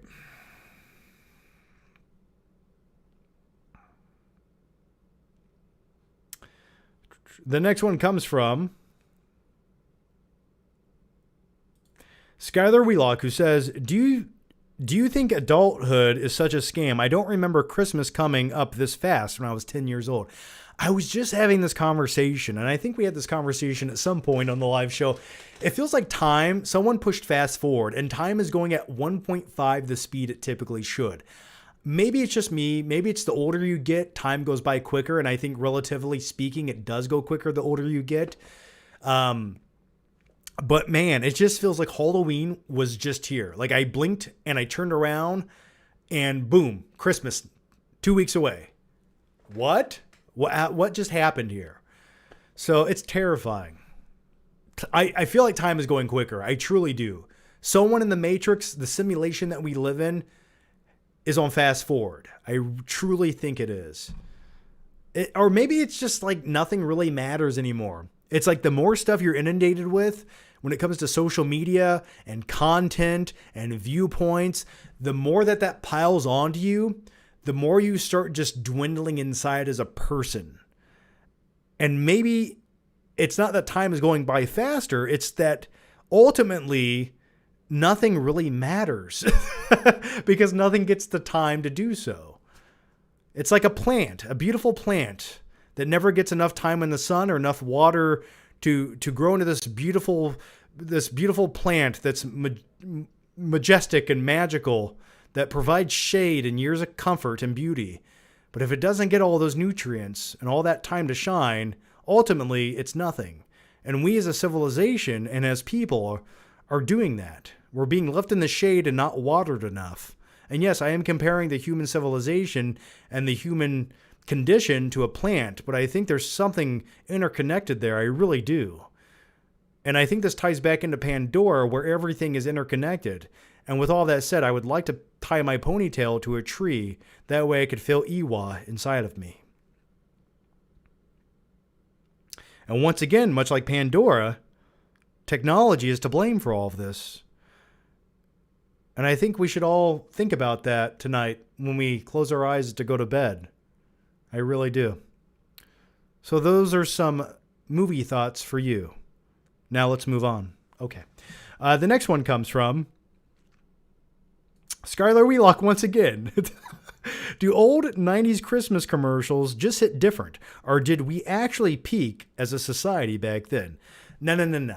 They hit differently. And I'm telling you, man, commercials back in the 80s, the 90s, or maybe the early 2000s, there was like a cinematic touch to them. There was something that just spoke to us as a society.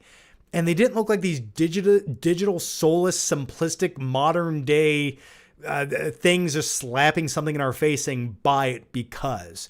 They told a story. Like if you go back and watch older commercials from the 80s or 90s, like those commercials were fun to watch. You felt like you're watching like a short cinematic clip that just so happened to sell you cereal at the end of it. But so be it. Okay? Like you gave me something worth watching before you told me to buy the product. Or maybe you told me to buy the product in such a compelling way with a story. Now we just have like commercial selling insurance. And Doug, you know, like, I don't know. What do I know? Uranium Cranium says, it's not just you. The older you get, the faster time passes by. It really does. It really does. But all time is relative. So there's that. And the concept of time, if you just don't buy into it, does it really exist? Think about that. The next one comes from Uranium Cranium. John, you're getting ridiculously philosophical. That's what I'm doing in my older age. I think philosophy really just, it speaks to me. I think there's something to be said about that. I like to think in abstract ways. Okay, the next one comes from, it's because everything now sucks. Everything is just about technology, but not about creativity. People need AI now to tell them how to write a damn email. It's a really terrifying thing. It really is. And I'm going to give you guys some life advice real quick. And I know this is what all of you come for. You guys, I know some of you came here to hear me talk about the new Street Fighter movie and Supergirl and talk about some 4K movies. I understand all of those things. But if you're still here, I'm going to give you some actual useful advice. With the advent of technology and AI taking over, the dumber society will slowly become. Our brains will become smoother in the future because of these things. I have met people that feel like I'm talking to a troglodyte from the Stone Age. And it's scary that people don't have any practical skill sets. And I'm just going to give you guys, this is just a theory from me to you though. But right now, I think the more practical skills you learn as a person or an individual that steps away from something revolving around something that relates to like a digital skill set, because digital skill sets in the future, I think are going to become way less valuable. Because if you have AI that can simply do all of these things with a click of a button or a prompt, well, the dumbest person on the planet can type that prompt in and do said job. But practical skills, things that you do with your hands or actually use knowledge or you have to actually be there in the presence to do it, I think those are going to dwindle to the point where it almost becomes niche. But those things are going to be so needed in the future that I think that's a skill you can carry on. And I think it's going to be more valuable as time goes on. Just putting it out there. Let's keep talking about movies though. Would you guys like another shitty Nicolas Cage impression? I can do it for you. All right, let's go to the next one here. And the next one comes from...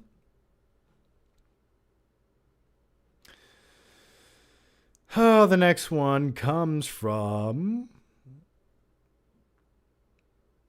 Here it is. Avocado Balls Johnson. YouTube ads popping up every 5 minutes during live streams make me want to self-immolate? Okay, well, I'm sorry about that. Dude, let me tell you a quick story about the way I do ads on here. I put my ads on my live streams to the medium setting. Sometimes I put them on the low setting. I do. I'll keep it real with you. I do not put aggressive ads on my live streams. I know that shit's annoying. Also, I don't want them to interrupt the live stream so you guys can keep watching live. I get that. I do. I put them to like a medium setting. And the other thing that YouTube does, which I think it's such a detriment and a disservice, and Google as a billion-dollar company, and I know you guys watch every live stream I crap out, why are we getting 2 ads back to back? Why is that a thing? Like, oh, here's 2 annoying ads. I didn't want to see the first one. Now here's the second one. And by the way, they don't give you any more money. No, trust me, you're not making any more money with Google AdSense with those doubled up ads. I'm sure Google is, but we as content creators, it doesn't feel like we are. I'm sorry they're on there. I do my best. I do. So please bear with me. If you want to skip them, by all means, please do. Sky the Wheelock says, what are some of your favorite John Cena matches? Mine are a TLC match against Edge and Money in the Bank 2011 match against Punk. Yeah, I like the Money in the Bank match in 2011 with John Cena. By the way, I got my John Cena The Last Time Is Now shirt on because I will be watching Saturday night's main event tomorrow night. John Cena's The Last Time Is Now match. He is retiring, so I'm hoping that's going to be a good show. Would I have picked Gunther? I don't know. But some of my other... I honestly, let's just talk about this year with John Cena matches. I think this year, John Cena's match with Randy Orton at Backlash was phenomenal. I think his match with Cody Rhodes at SummerSlam was great. His match with Cody Rhodes at WrestleMania sucked ass. I think his match with Dominic Mysterio at Survivor Series a couple of weeks ago was pretty entertaining. And I think, like, on a technical level, I think his match with AJ Styles at Crown Jewel last month was pretty decent as well.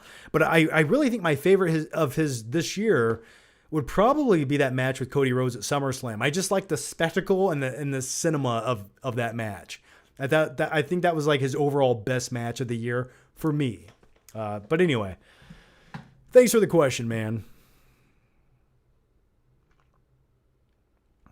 And by the way, on a quick side note, I was never a huge John Cena fan until probably like the last 2-3 years. I really started to appreciate him as a performer a bit more. Trust me, growing up, I wasn't like a John Cena fanboy. I was like a Stone Cold, Mankind, The Rock wrestling fan. So I like me some RVD quite a bit as well. Okay, Mr. Mind Trick 99 says, wouldn't a red sun make her lose her powers? Yes, it does. You're exactly right. Thus, she loses her powers. Thus, her tolerance for alcohol develops because she's weaker, and now alcohol actually affects her. So you got it. That's the logic. Salmonella back again says, have you seen Jujutsu Kaisen? Any review? Jujutsu Kaisen. What the fuck? What is this? Jujutsu. Is it Kaisen or Kaisen? Oh, this is anime. When it comes to anime, I'm an ignorant bum. Okay, I'll be honest with myself first and foremost here. I don't know anything about this. I couldn't tell you anything about this. I would only assume. So it's anime. What's it about? Is a Japanese manga series written and illustrated. It's a serialized and I can't read Japanese. Magazine Weekly. I can't read. Shonen Jump from Okay, anyway. So it's a manga series. No, man, I've never seen this. Is it cool? You like it? Have you guys watched it? Uranium Cranium says it's similar to just say Supergirl became lush. Yeah. I like your philosophical takes, John. Well, thank you for that. That's what I do. Late at night, I ruminate about a lot of things, including my life and the life that we all live. And I think to myself, the more I think about it, the world truly is one big stage. It almost doesn't feel real at times. But thank you for that, man. WWE became shit once Cena became the face of the company, and it never recovered. Yeah, when it comes to wrestling, I sort of stepped out of wrestling back in like 2003, 2004. I kind of didn't keep up with wrestling for like almost a decade. And even then, I only watched a few clips here and there, maybe a SmackDown or a Raw every once in a while. I took a break from wrestling for like 10 years in the mid 2000s, just because it wasn't like, I just wasn't into it. As soon as I got my driver's license, I was into other things. I was chasing girls, I was driving, and plus wrestling at that time, not all of it, but a large majority of the PG era of wrestling, especially WWE, it just like was a weak point in my opinion. And I just wasn't into it because I'm a dude who grew up with the Attitude Era, and like the shit that you watched in the Attitude Era as a kid, I don't feel like they could top it. And then over the last like 5-6 years, I got back into pro wrestling because I feel like the athleticism and the storytelling sort of caught back up to where it should be. So yeah, that's my take on it. Okay, the next one comes from, I'm going to try to start reading some of these questions a little quicker here. Now, if you did submit a question, I'm about 28 minutes behind on the questions, so I'm going to talk faster. So here we go.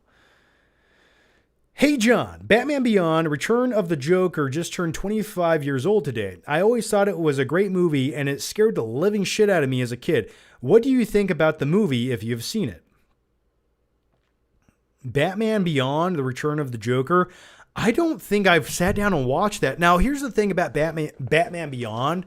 I've seen some of it, but I've never been a huge Batman Beyond fan. For me, the futuristic version of Batman and Bruce Wayne playing the older, decrepit mentor, I always thought was intriguing.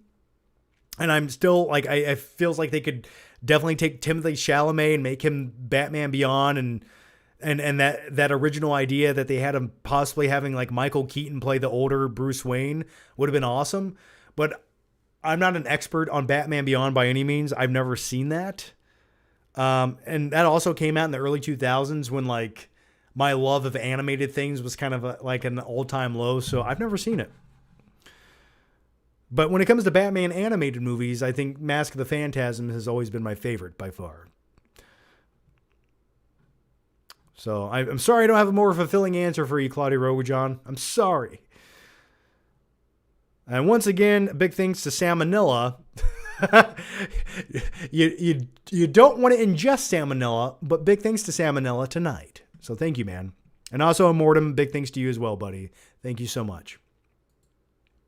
All right, Lieutenant Dan's Fruit Company back again says, does Forrest Gump have the greatest mom in all of cinematic history? Forrest Gump does have a pretty damn good mama. And as she's always said, life's like a box of chocolates. You never know what you're going to get. Oh, now Forrest. My favorite scene in Forrest Gump, though. My favorite scene.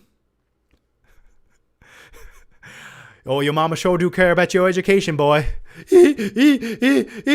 Forrest Gump's mom was willing to do whatever it took. Does that mean banging the president of the school so her boy can get a first-class education? Absolutely. She did whatever it took, and I respect things like that. But yes, I'll tell you another cinematic mom that's pretty cool, and that is Sarah Connor, John Connor. John Connor's mother, Linda Hamilton. Think about how badass she was. Okay? She's just a waitress. She meets some guy from the future, gets impregnated after a one-night stand, gives birth to a future world leader who's supposed to save all of humanity. He's basically Jesus Christ of the AI takeover one day. And then she goes to prison in the second movie because everyone thinks she's utterly crazy for blowing up a factory. She escapes prison, has a skill set, saves the day, works out. She's badass. I have always liked Sarah Connor because of that as well. So another shout out to a badass mom. Let's go to the next one here. And the next one comes from Dustin Rich. Dustin Rich, how are you doing, man? Here it goes. M obviously stands for Michelle Pfeiffer to be exact. She loves watching your live shows while licking herself like a cat. And don't we all? It could stand for Michelle. I know a Michelle. There's a possibility of that, but who knows? I still think it stands for Macaulay Culkin, but I could be wrong. But now, with all that said, and thank you, Dustin, for the question, I think we should all take a moment to embrace Michelle Pfeiffer licking herself.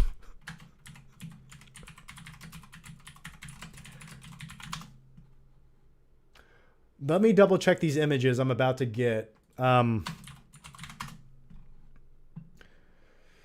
it's a good thing I double checked that. It's a good thing I double checked this. Hang on, everybody. I'm not a pervert. I just wanted to watch Batman Returns. Oh, yeah. Okay, here we go. I think it's good. I think we're good here. All right. I mean, just look at this. Oh, I feel dirty. I think I'm going to give myself a bath. Just Michelle Pfeiffer, man. Just look at that. That is how you bathe. Wearing a latex catsuit. That is how you take a bath. They put that in a movie. That's the kind of stuff they would just never put in a movie again. They would never do that again. The innuendos, the sexualization, the darkness of Batman Returns. Say what you will about the movie, but the movie had balls, it had fortitude, and it wasn't afraid. The Penguin in that movie. He's a terrifying, creepy, child-murdering, abducting son of a bitch. He's terrifying. He's creepy. He's exactly what he should be. I'll show my French flipper trick. Like, what? That's in a children's comic book movie. I've never seen anything like that in the Avengers. Anyway, I think we should just move on. I think it's time we move on from this. Okay, it is. Okay.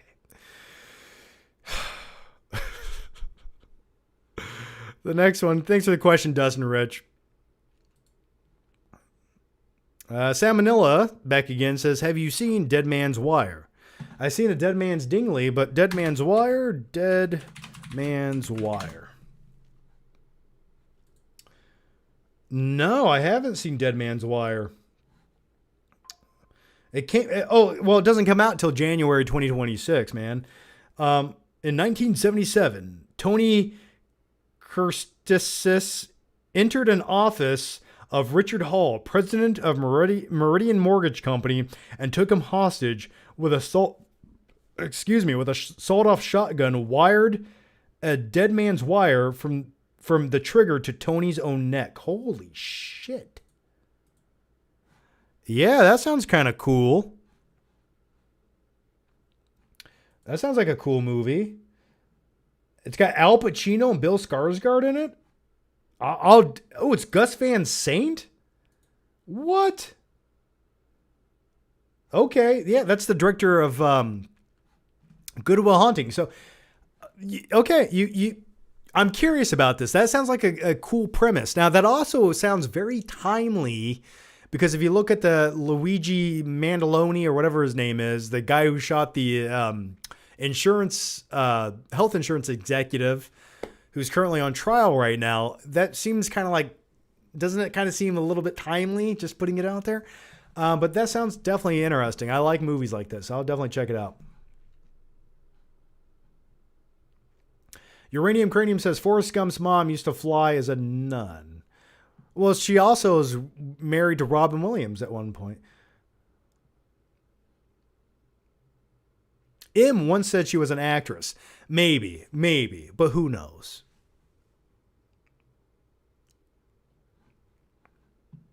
Maybe she is. Okay. Let's keep going here. Where are we at in the questions here? Oh, here we go. Skylar Wheelock back again says, what makes Bad Santa such a unique Christmas movie compared to traditional holiday classics? Well, when he's banging some chick and says the holiday classic line, you ain't gonna shit right for a week. I would say that's what separates it from modern day Christmas films, wouldn't you? No, I love the movie Bad Santa. I mean, you got the crazy little kid with a little blonde afro who has a wooden pickle. Billy Bob Thornton is the most despicable pile of shit to ever exist. It's just a fun movie about guys who case malls to rob them, but pretend like they're Santa Claus and an elf. It's like, that's brilliant. That's great. That's top-notch stuff. I love some Bad Santa. Now, the sequel sucked. That was one of the worst sequels of all time, but Bad Santa's phenomenal. So I think that's what separates it.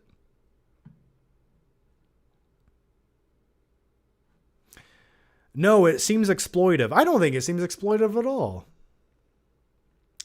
Okay. The next one comes from Jesus Salcido, who says, did you watch the Diddy documentary? I didn't watch it. Now, I'm going to ask you guys this about the Diddy documentary, if you have seen it. Did it tell you anything you didn't already know? Let me know that. Did it actually open up any new insights for you, or share like actual information or show information or new video clips that we haven't been inundated with previously anywhere else on the internet? Let me know that as well. Now, I have some things to say about Diddy. And the main focus point here is like, he hired call girls. He was kind of a piece of shit. He definitely seemed like he was grooming a lot of people in Hollywood, and it's some kind of weird power trip. And he liked to have parties involving a lot of baby oil. But like, wasn't all this sort of optional for the most part? I don't know. Call me crazy. I don't know. Did it tell you guys anything interesting that you didn't already know? Let me know. If it does, I'll give it a whirl. Let me know. Danny Darko says Supergirl looks awful. It looks like a movie you watch and then you just like, you don't remember it.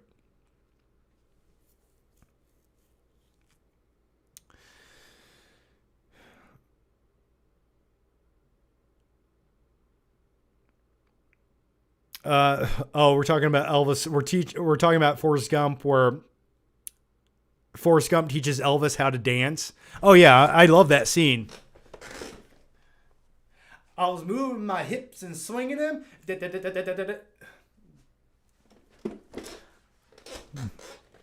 We can quote Forrest Gump all night. Maybe one day we'll watch the movie together and do an audio commentary. How would you like that? We do need to do some movie commentaries together. I think that would be a good time. Okay, let's go to the next one here.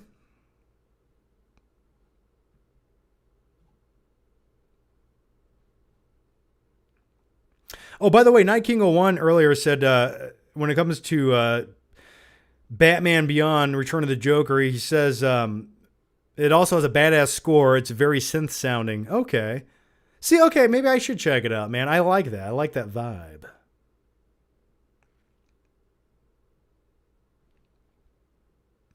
The next one comes from Libby Films. How's it going, Libby Films? If you were a kid, which friend group would you join? Stranger Things, It, Harry Potter, or Wednesday? I'm not a big fan of Wednesday whatsoever. Jenna Ortega's fine, but definitely not Harry Potter. My wife would definitely be Harry Potter. She'd be Hufflepuff. I'd probably be Slytherin. Just putting it out there. Probably not, though. Quidditch looks boring to watch, and I don't want to go to school that long. So not that. The thing about It is, like, a lot of people just die, and I don't want to be chased by a creepy-ass clown. Sorry, but also the town of Derry looks really depressing. So I'm probably most likely going to go with Stranger Things. I already live in Indiana. It wouldn't be that different of a scene. So I think Stranger Things would be the right vibe for me. I really do. And honestly, when it comes to all the kids in Stranger Things, I'd probably hang out with like Lucas or like Dustin. I think me and Dustin would be very good friends. I'm just putting it out there.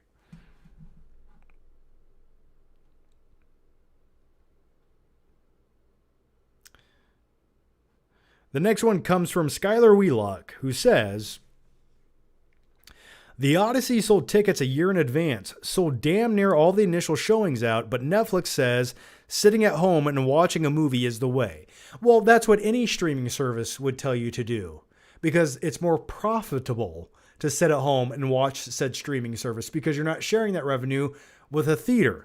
But there's just something more appropriate about watching a film in the presence of other people, utilizing those social skills, or sometimes being in the presence of people who have no social skills or no social awareness, that look at their phone and talk and text and sneeze and don't cover their mouth and chew popcorn with their mouth open and come into the movie 25 minutes after it starts, and they're just, but there's nothing better in life than a good theater experience. And when everything clicks into place, when the picture looks just right and the audio sounds perfect and there's no rattling speaker or crying babies, and you're sitting there amongst people who all have etiquette and they're all laughing when they should and going, ooh, when something awesome happens, that is the kind of immersive cinematic experience I like to share with my fellow human beings.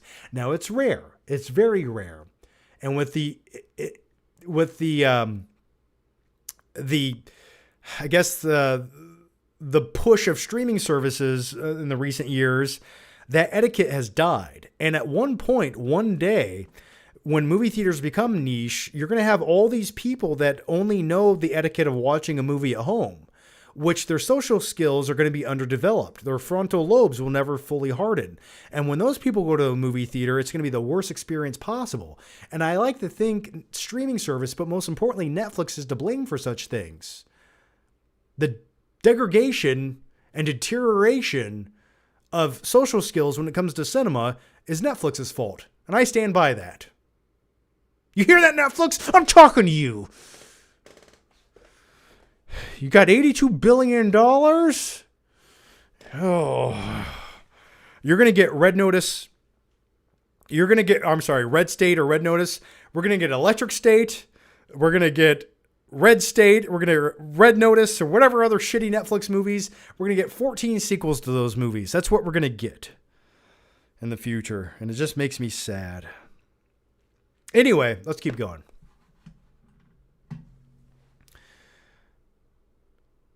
Me to Johnny. I'm not a Harry Potter fan, but Wednesday,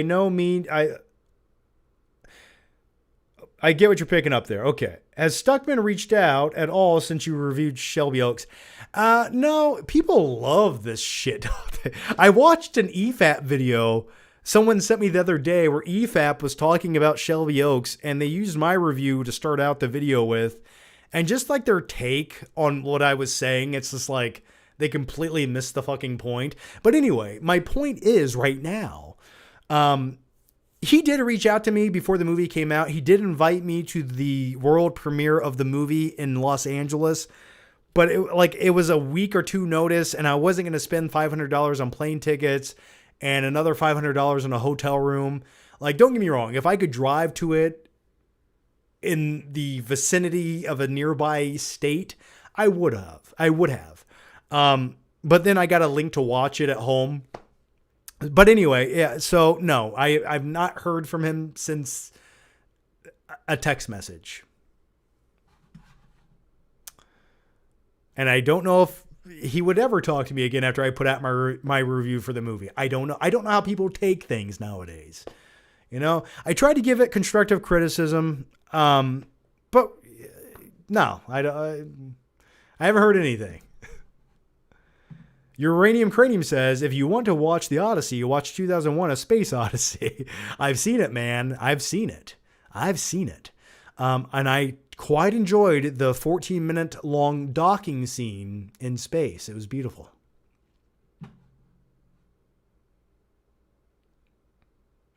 Okay, let's go to the next one here. And the next one comes from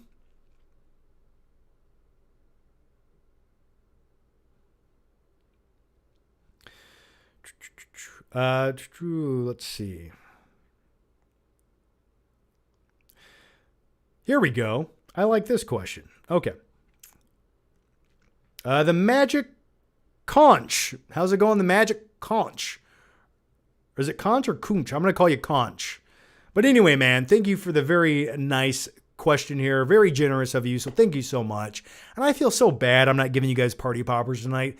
I feel like a little bang in your face is the least I can do, but thank you so much, man. Here's the question from the Magic Conch, and it is, Happy holidays, man. Have you seen Kill Bill, The Whole Bloody Affair? I see it's out in theaters, but I also see it's 4.5 hours long. I'm trying to decide if that's the movie this weekend to go see. Well, that's a question you have to ask yourself.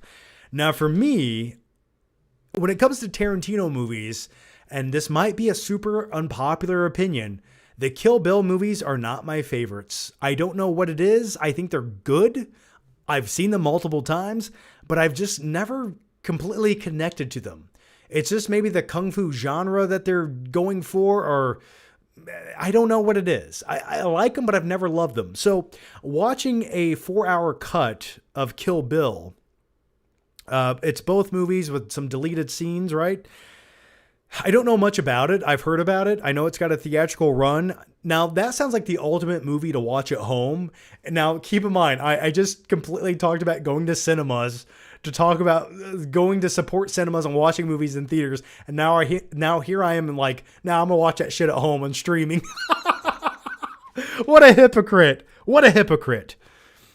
But it's 4.5 hours long, man. It's 4.5 hours long for two movies I don't necessarily love. You get what I'm saying? So, like, if this was like The Hateful Eight and there was another 2 hours of footage, I'd go to the theater to watch that shit. I definitely want to see it. I'm curious how good it is. But yeah, man, hey, there's nothing else this weekend to go watch. So why not? Like, what else are you going to watch this weekend? Next week, all the big movies come out. So, yeah, I would just go check it out this weekend for sure. And thanks for the question, man.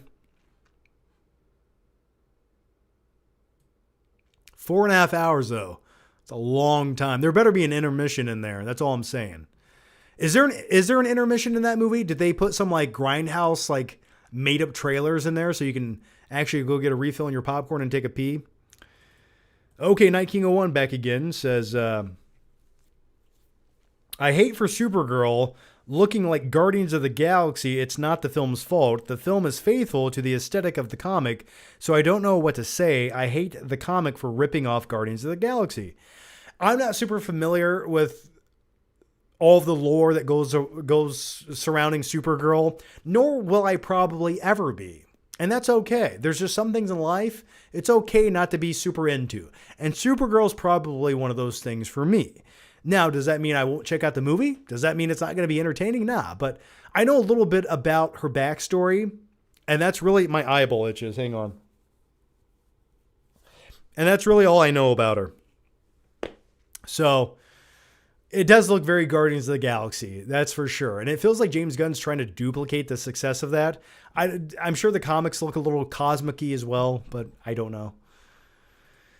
Claudia Rogajon, you guys are just tag teaming it tonight. Okay. Do you guys, now I know you guys are brothers. I know you guys live together, but do you guys like watch the live streams side by side, like on your laptops or your phone? Are you guys both like in your separate rooms right now watching it as well? I'm genuinely curious about this. Anyway, let's continue on.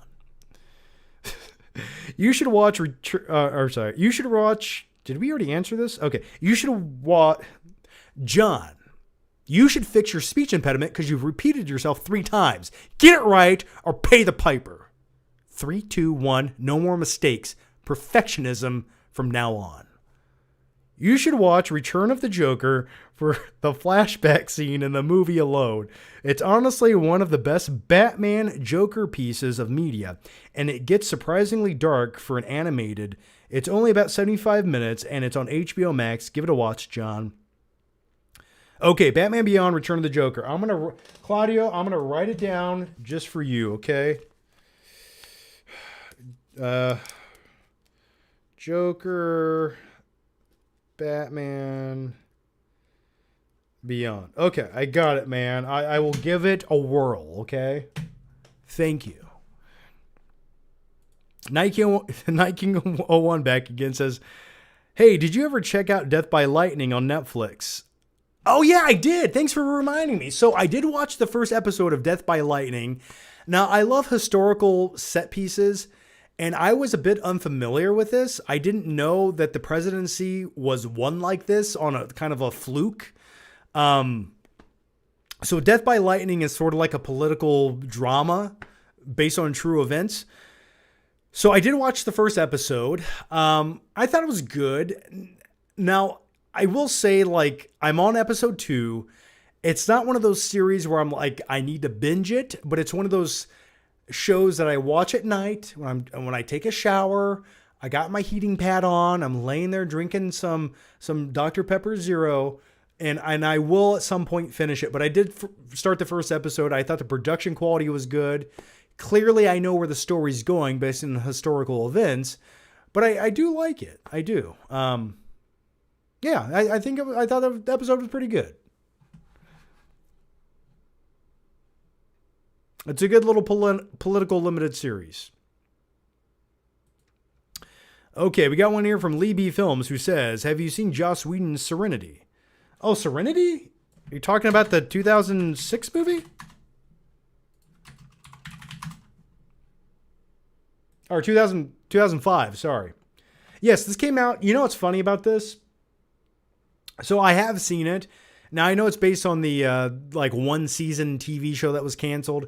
I've seen this once. I'm not a diehard fan of it. I know it has a hardcore following. But the funny thing about this was in high school, I wrote for the high school newspaper, and I was actually writing some movie reviews. And I had not seen this movie, but the girl in my newspaper high school class had. She wrote a quick review for this. I wrote a quick review for the Dukes of Hazzard movie starring Johnny Knoxville and Sean William Scott. That's what movie I reviewed. I said it was okay. But anyway, yeah, there's that. But no, I haven't seen Serenity since like 2006.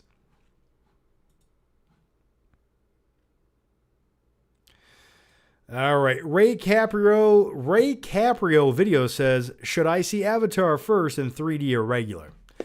Well, that's a question you have to ask yourself, and I think every man has to ask himself. Now, my recommendation to you, though, is I would probably, since Avatar is a visual spectacle, and James Cameron, say what you will about the man, he likes to make good 3D movies that actually are worth the admission price of buying 3D movies and suffering through a 3D movie. And if ever there was one to buy and experience it for the first time, I almost think that's one of the selling points of Avatar, is to watch it in 3D. Because it was shot in 3D, it's meant to be in 3D, that's what he's going for, he wants you to see it in 3D. And I'd say yes. For your first time viewing experience, much like mine, I bought 3D tickets. So there's that. It's not like watching Tron Ares in 3D, looking at Jared Leto just coming at you. Oh. But yeah, I definitely buy Avatar 3D tickets. Joker Face 501 says, when can we expect the top 20 favorite films video? Man, I'm working on it. I have been busy throughout the week. My entire week is busy currently, and it's a little too busy in my opinion. I haven't had a lot of time to focus on other things, but I do want to do a top 20 movies of all time. There's a couple other videos I want to make. My goal is to try to crap these out in December, right?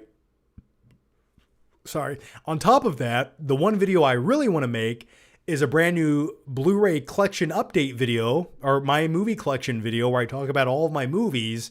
So I got to try to figure out how to do that. And my question to you guys was, and I asked you in the last live show, was, should I do the Blu-ray complete collection video? Should I do a live stream of it? Or should I just do a pre-recorded video? Because I feel like that live stream, I feel like it'll be too long for its own good, to where the rewatchability won't quite be there. And plus, if I stop and take questions during it, I feel like that's really going to slow it down. Just putting it out there. So I leave it to you guys. Let me know. And by the way, if you guys are YouTube members, please write down in the chat. If you guys had anything to say, get it in now. I mean, and as of right now, guys, I'm going to answer just a few more questions. So whatever you got, get it in right now in the next 2 minutes. And I will cover all those questions, your thoughts, your concerns, your queries, what have you. And then we'll wrap up this live show. But that could mean we still talk for another half an hour. So it's okay. Don't feel like you got to go anywhere.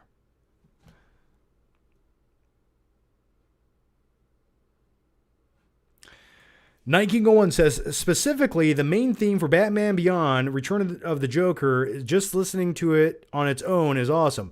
There are badass guitar portions on the track. I want synth to make a comeback in film scores. I think synth is making a comeback in film scores, though. I really do. I think people dig it, they like it, and I kind of hear more of it. So I think it's making a comeback. Skylar Wheelock says, what are some of your favorite psychopath movies of all time? Man, name a psychopath movie I don't love. That's my favorite type of character, an unhinged psychopath that just doesn't give a shit about the rules of society, and they do what they need to do to get the job done. So we can start with American Psycho. That's definitely one of them. We can go with obviously we can go with Nightcrawler, sociopathic Lou Bloom character. The name of the company is Video Production News, a professional news gathering service. That is how it should be read, and that is how it should be said. But also, if you go to psychopaths, I like characters like Hannibal Lecter. I love intelligent psychopaths. I do.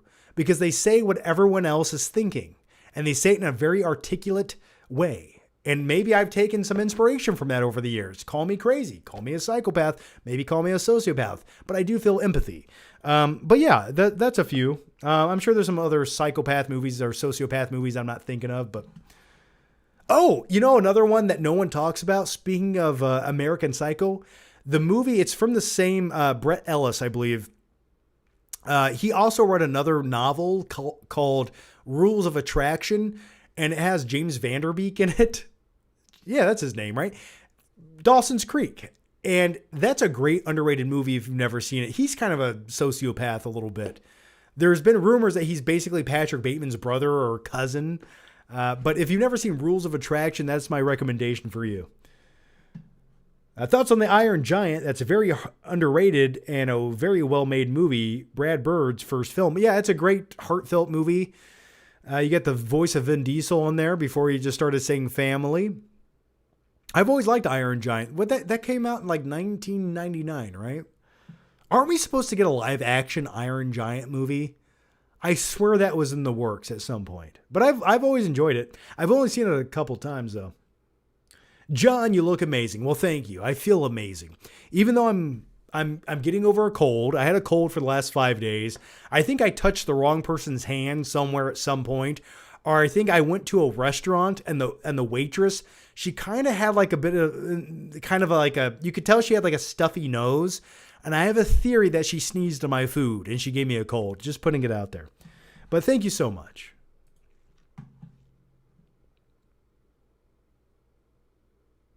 Have you seen the rockumentary, The Kids Are All Right? I have not. I've not seen that.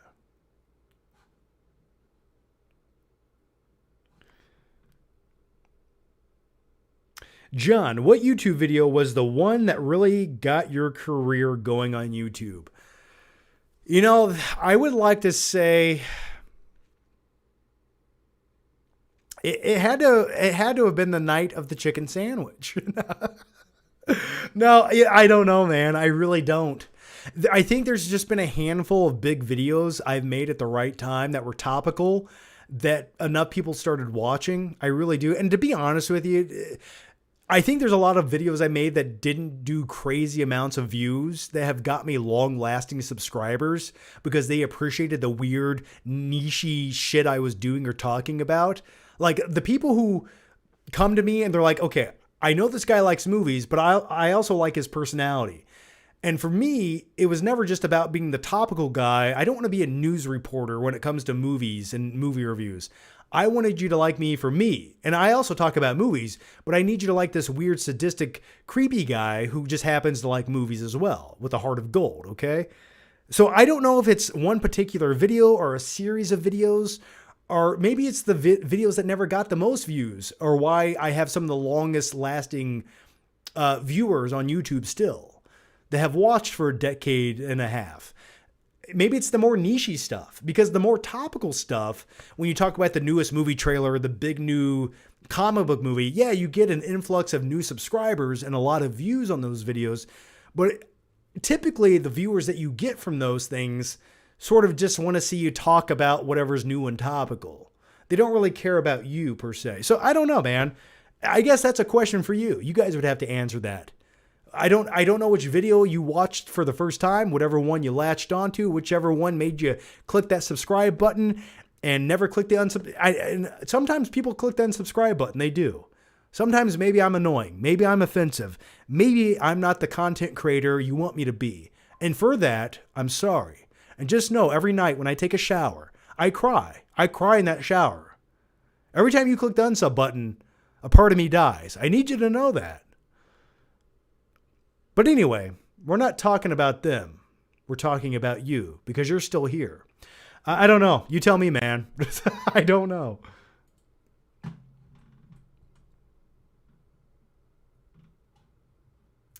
Oh, you love the thank you, Silvio. Thank you for loving the shirt.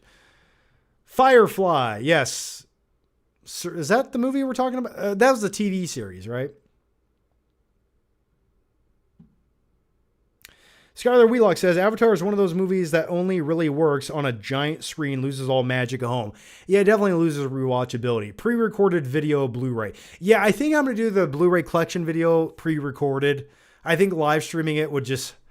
Holy shit. I don't know if I could do it. I would like to try, though.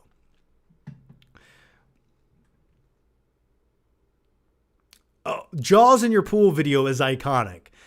Thank you for that. Yeah, somehow that shit had like 2 million views on this channel. I don't know why, but thank you for that. Is family video your favorite sponsorship / partnership you've done? If I had to pick one sponsorship that I loved the most, yeah, family video. Like getting paid to go check out a family video and talk about it. Like, yeah, that was the coolest thing ever, by far. Absolutely. Yes, I think it is. I've done some cool sponsorships over the years. I do. I have. Like anytime I can talk about like shit I actually like or buy, like a new TV or what have you, that's always the funnest. The one sponsorship that was probably one of the coolest ones was I was invited to Vegas to go to this thing for Hulu, and we went. It was called like Halloween, and we went to the Creepy Clown Motel, which is like 3 hours outside of Vegas. I have a vlog video. Type in like Clown Motel Hotel Flick Pick. Maybe you'll find the video. I stayed the night there, and man, that was one of the coolest kind of like influencer things I got to do. And this hotel is a shit stain, but it's beside a cemetery, and it has like this clown theme, and it's a hotel in the middle of the desert. There's nothing else in the middle of this desert. And that was a really cool experience.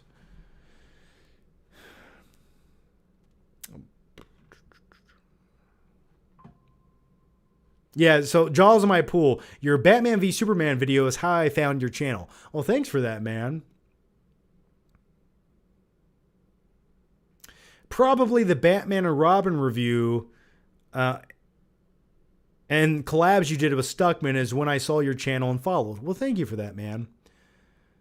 Yeah, you know, those are fun. I miss doing videos like that. I do.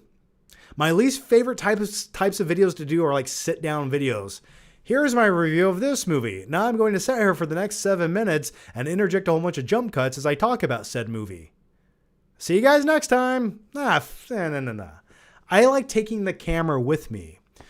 Like that's more fun to me. And then talk about movies along the way. But now, like the older I get, the harder it is to do vloggy style videos. It's just your perception of yourself and reality. It's hard to hold that camera in your face and just scream at it in public places. It really is. Skylar Wheelock says, if you were in Kevin's shoes, what would be your first move after realizing you were home alone?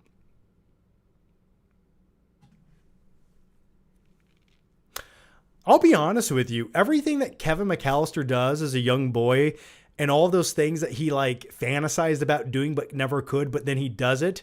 Like, think about it. Like just jumping on the bed, watching rated R movies at home, taking your BB gun out and shooting little action figures into the laundry chute, or sledding down the stairs, or stealing and shoplifting a toothbrush. These are multiple things I fantasize about every day.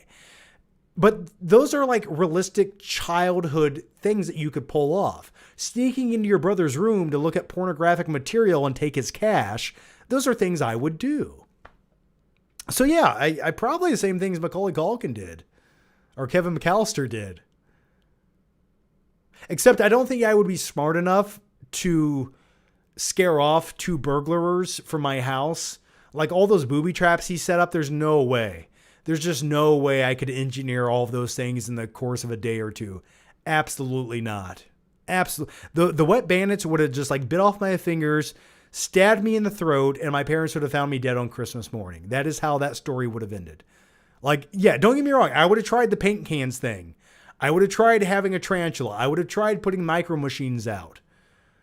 But I just don't know if I could pull it all off. I really don't. Oh, the other thing I'd probably do is order some pizza as well. But then again, the question is, how did Kevin, he ordered the pizza. How did he do that? Anyway, let's keep going.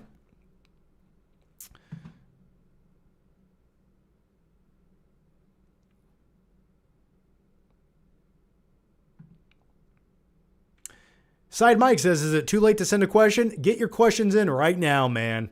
Get them in right now. I'll try to answer all of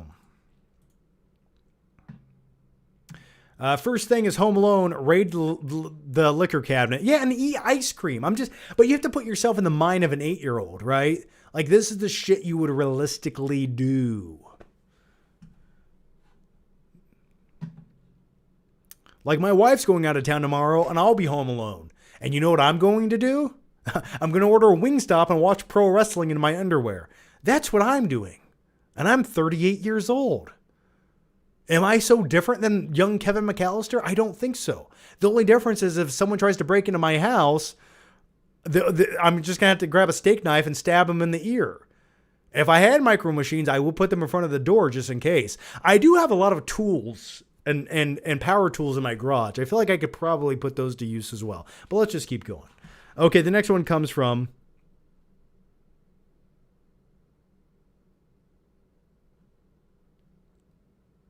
Oh, gosh, the questions have... Okay, I didn't know we had this many questions still.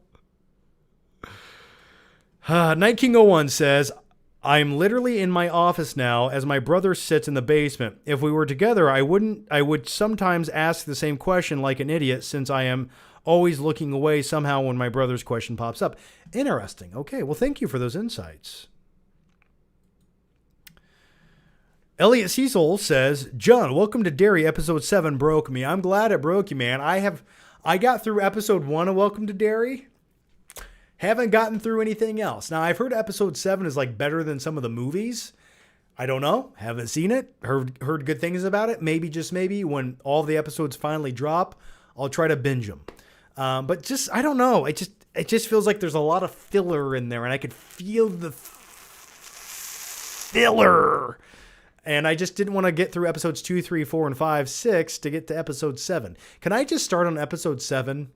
Would that be okay? Could I just watch episode 1 and then go to 7? Could I just do that? Or is there like pivotal character development that I need to be aware of? Okay, we got one here from, is it Tracep? 2777, who says, I think it's Tracep. Here it goes. Do you prefer the name Sticky Bandits or Wet Bandits?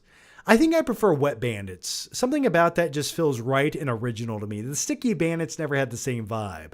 But leaving the water on every time you commit a burglary to flood someone's house, I don't know. That just seems so much more detrimental than putting some duct tape on your hand to steal coins out of the Santa Claus Salvation Army donation bucket. So I'm probably going to go with Wet Bandits. It's our calling card. You sick. We'll come back around 9 o'clock. Yeah, kids are afraid of the dark.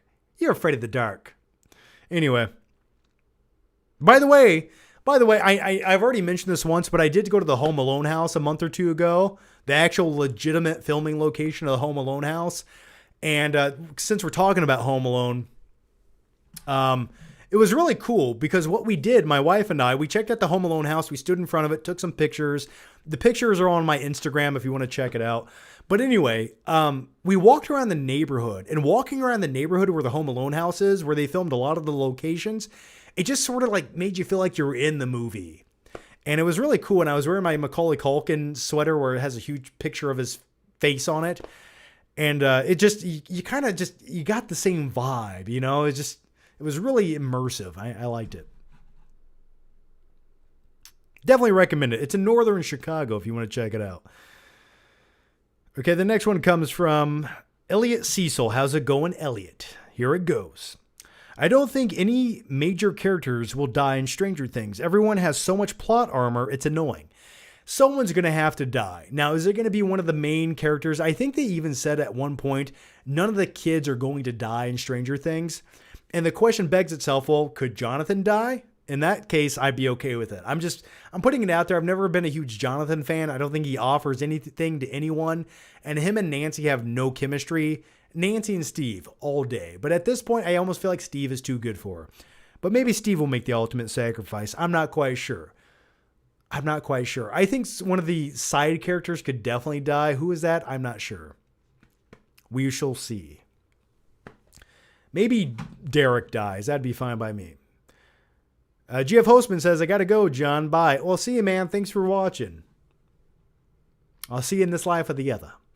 The next one comes from Claudia Rojan. We've been talking for 3 hours.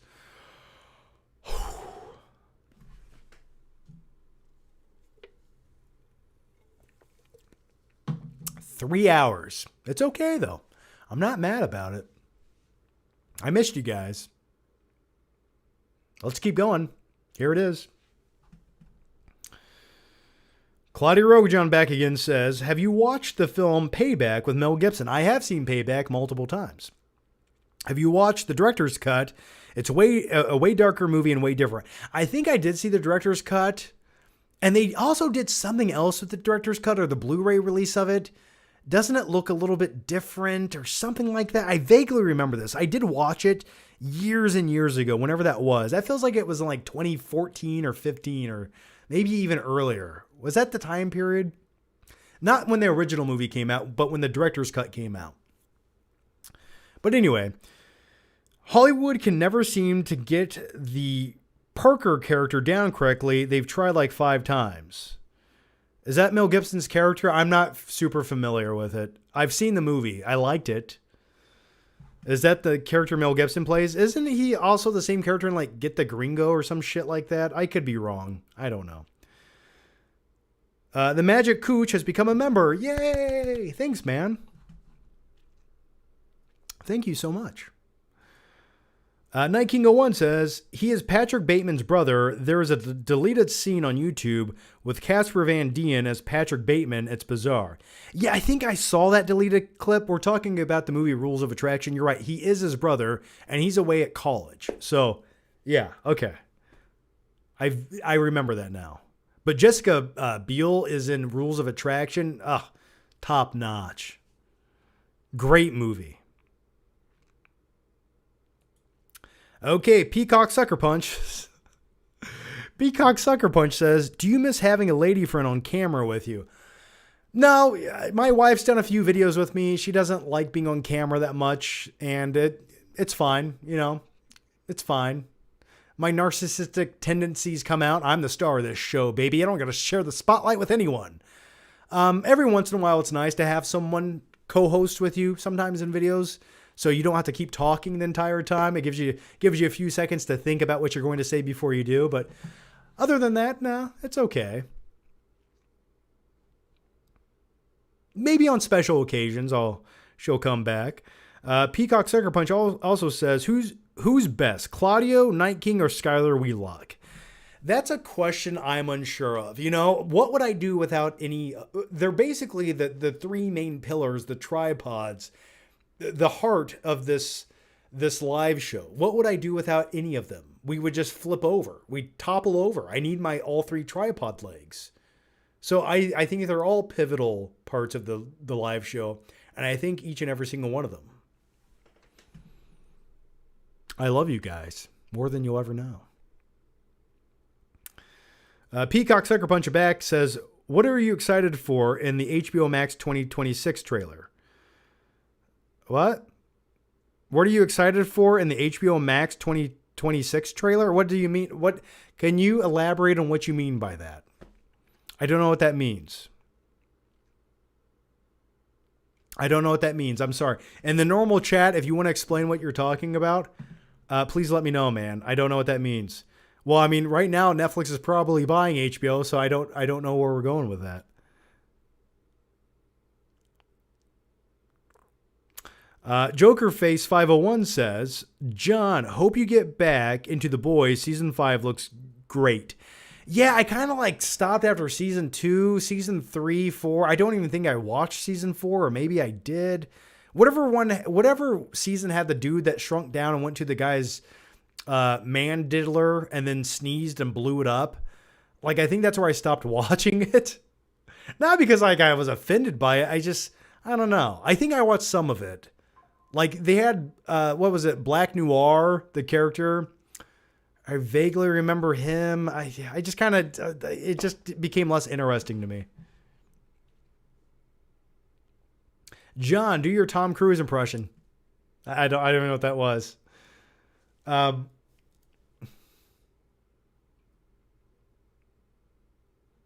didn't forget Carter Lovejoy, nor will I ever. Uranium Cranium says, John, you're not complete narcissist. You don't drive a BMW. You're right. If I could, though, if I had the money, I would.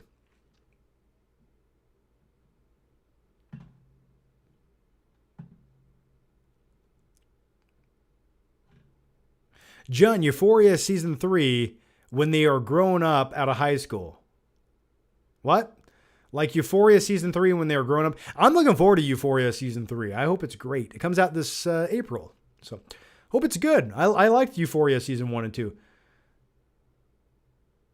Me to Johnny. Love you more than you'll ever know. Well, thank you for that, sir. Thank you so much. Merly Jack. John, will you acknowledge that Dark City is better than The Matrix? I will not. Was Matrix inspired by Dark City? Maybe so. Okay, Peacock Sucker Punch says, oh, there's a trailer that came out for content that will be on HBO Max in 2026. Oh, so what's coming to HBO Max in 2026? Are we getting a new season of House of the Dragon yet? Well, I know we're getting the new Harry Potter series, Hogwarts or whatever. My wife's really looking forward to that, so hopefully they don't bastardize that too much. Skylar Wheelock says, damn, I thought I was the fourth important member. Laugh out loud. I was just asking questions and supporting the channel. Skylar Wheelock, we love you. You're a fundamental pillar of the live shows. You're all pillars of the live show. Thank you guys for embracing me to your bosom and treating me like a brother. Thank you so much. I would follow you to Gondor and back, John. What about Mordor, you son of a bitch? Hey, as long as you're willing to hang out with me in the Shire, that's all I ask. We don't have to go anywhere else. Nor should we. It's dangerous out there. Joker Face 501 says, John, I hope you get back into... Oh, we talked about that one already. The next one comes from Night King 01 once again, who says, I think like Michael Shannon and Nick Offerman more... I think I like Michael Shannon, General Zod, and Nick Offerman more than the Stranger Things kids. That's why Death by Lightning appealed to me. No, Death by Lightning is good, but I just like the Stranger Things kids. You know, I've seen them for 5 seasons now, so a little more character development than some politician from the 1800s, you know. Now, I definitely like Michael Shannon more than I like Mike from Stranger Things, but there's that. Claudia Rojan back again says, Parker is the character Mel Gibson plays, but they changed the name to Porter. In the book series, and there has been like 5 movie adaptations, and it never really stuck. Funny enough, the only time he was named Parker was in the shitty Statham movie Parker. Oh, okay. I didn't know there was a novel that movie was based on, I guess. Interesting.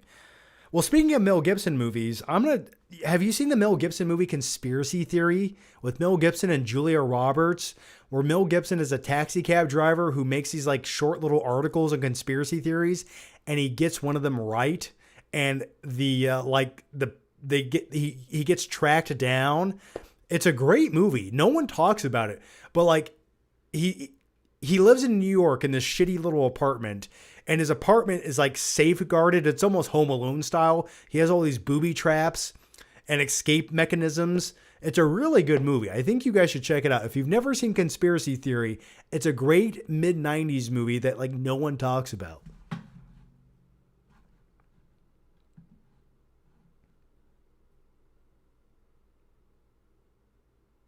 Uranium Cranium back again says, John, I try to support your channel. I hope you don't find me too annoying. No, absolutely not, man. Not only that, I try to answer and comment on everything that you post. So, no, I don't find you annoying at all. I love you. What would I talk about without you?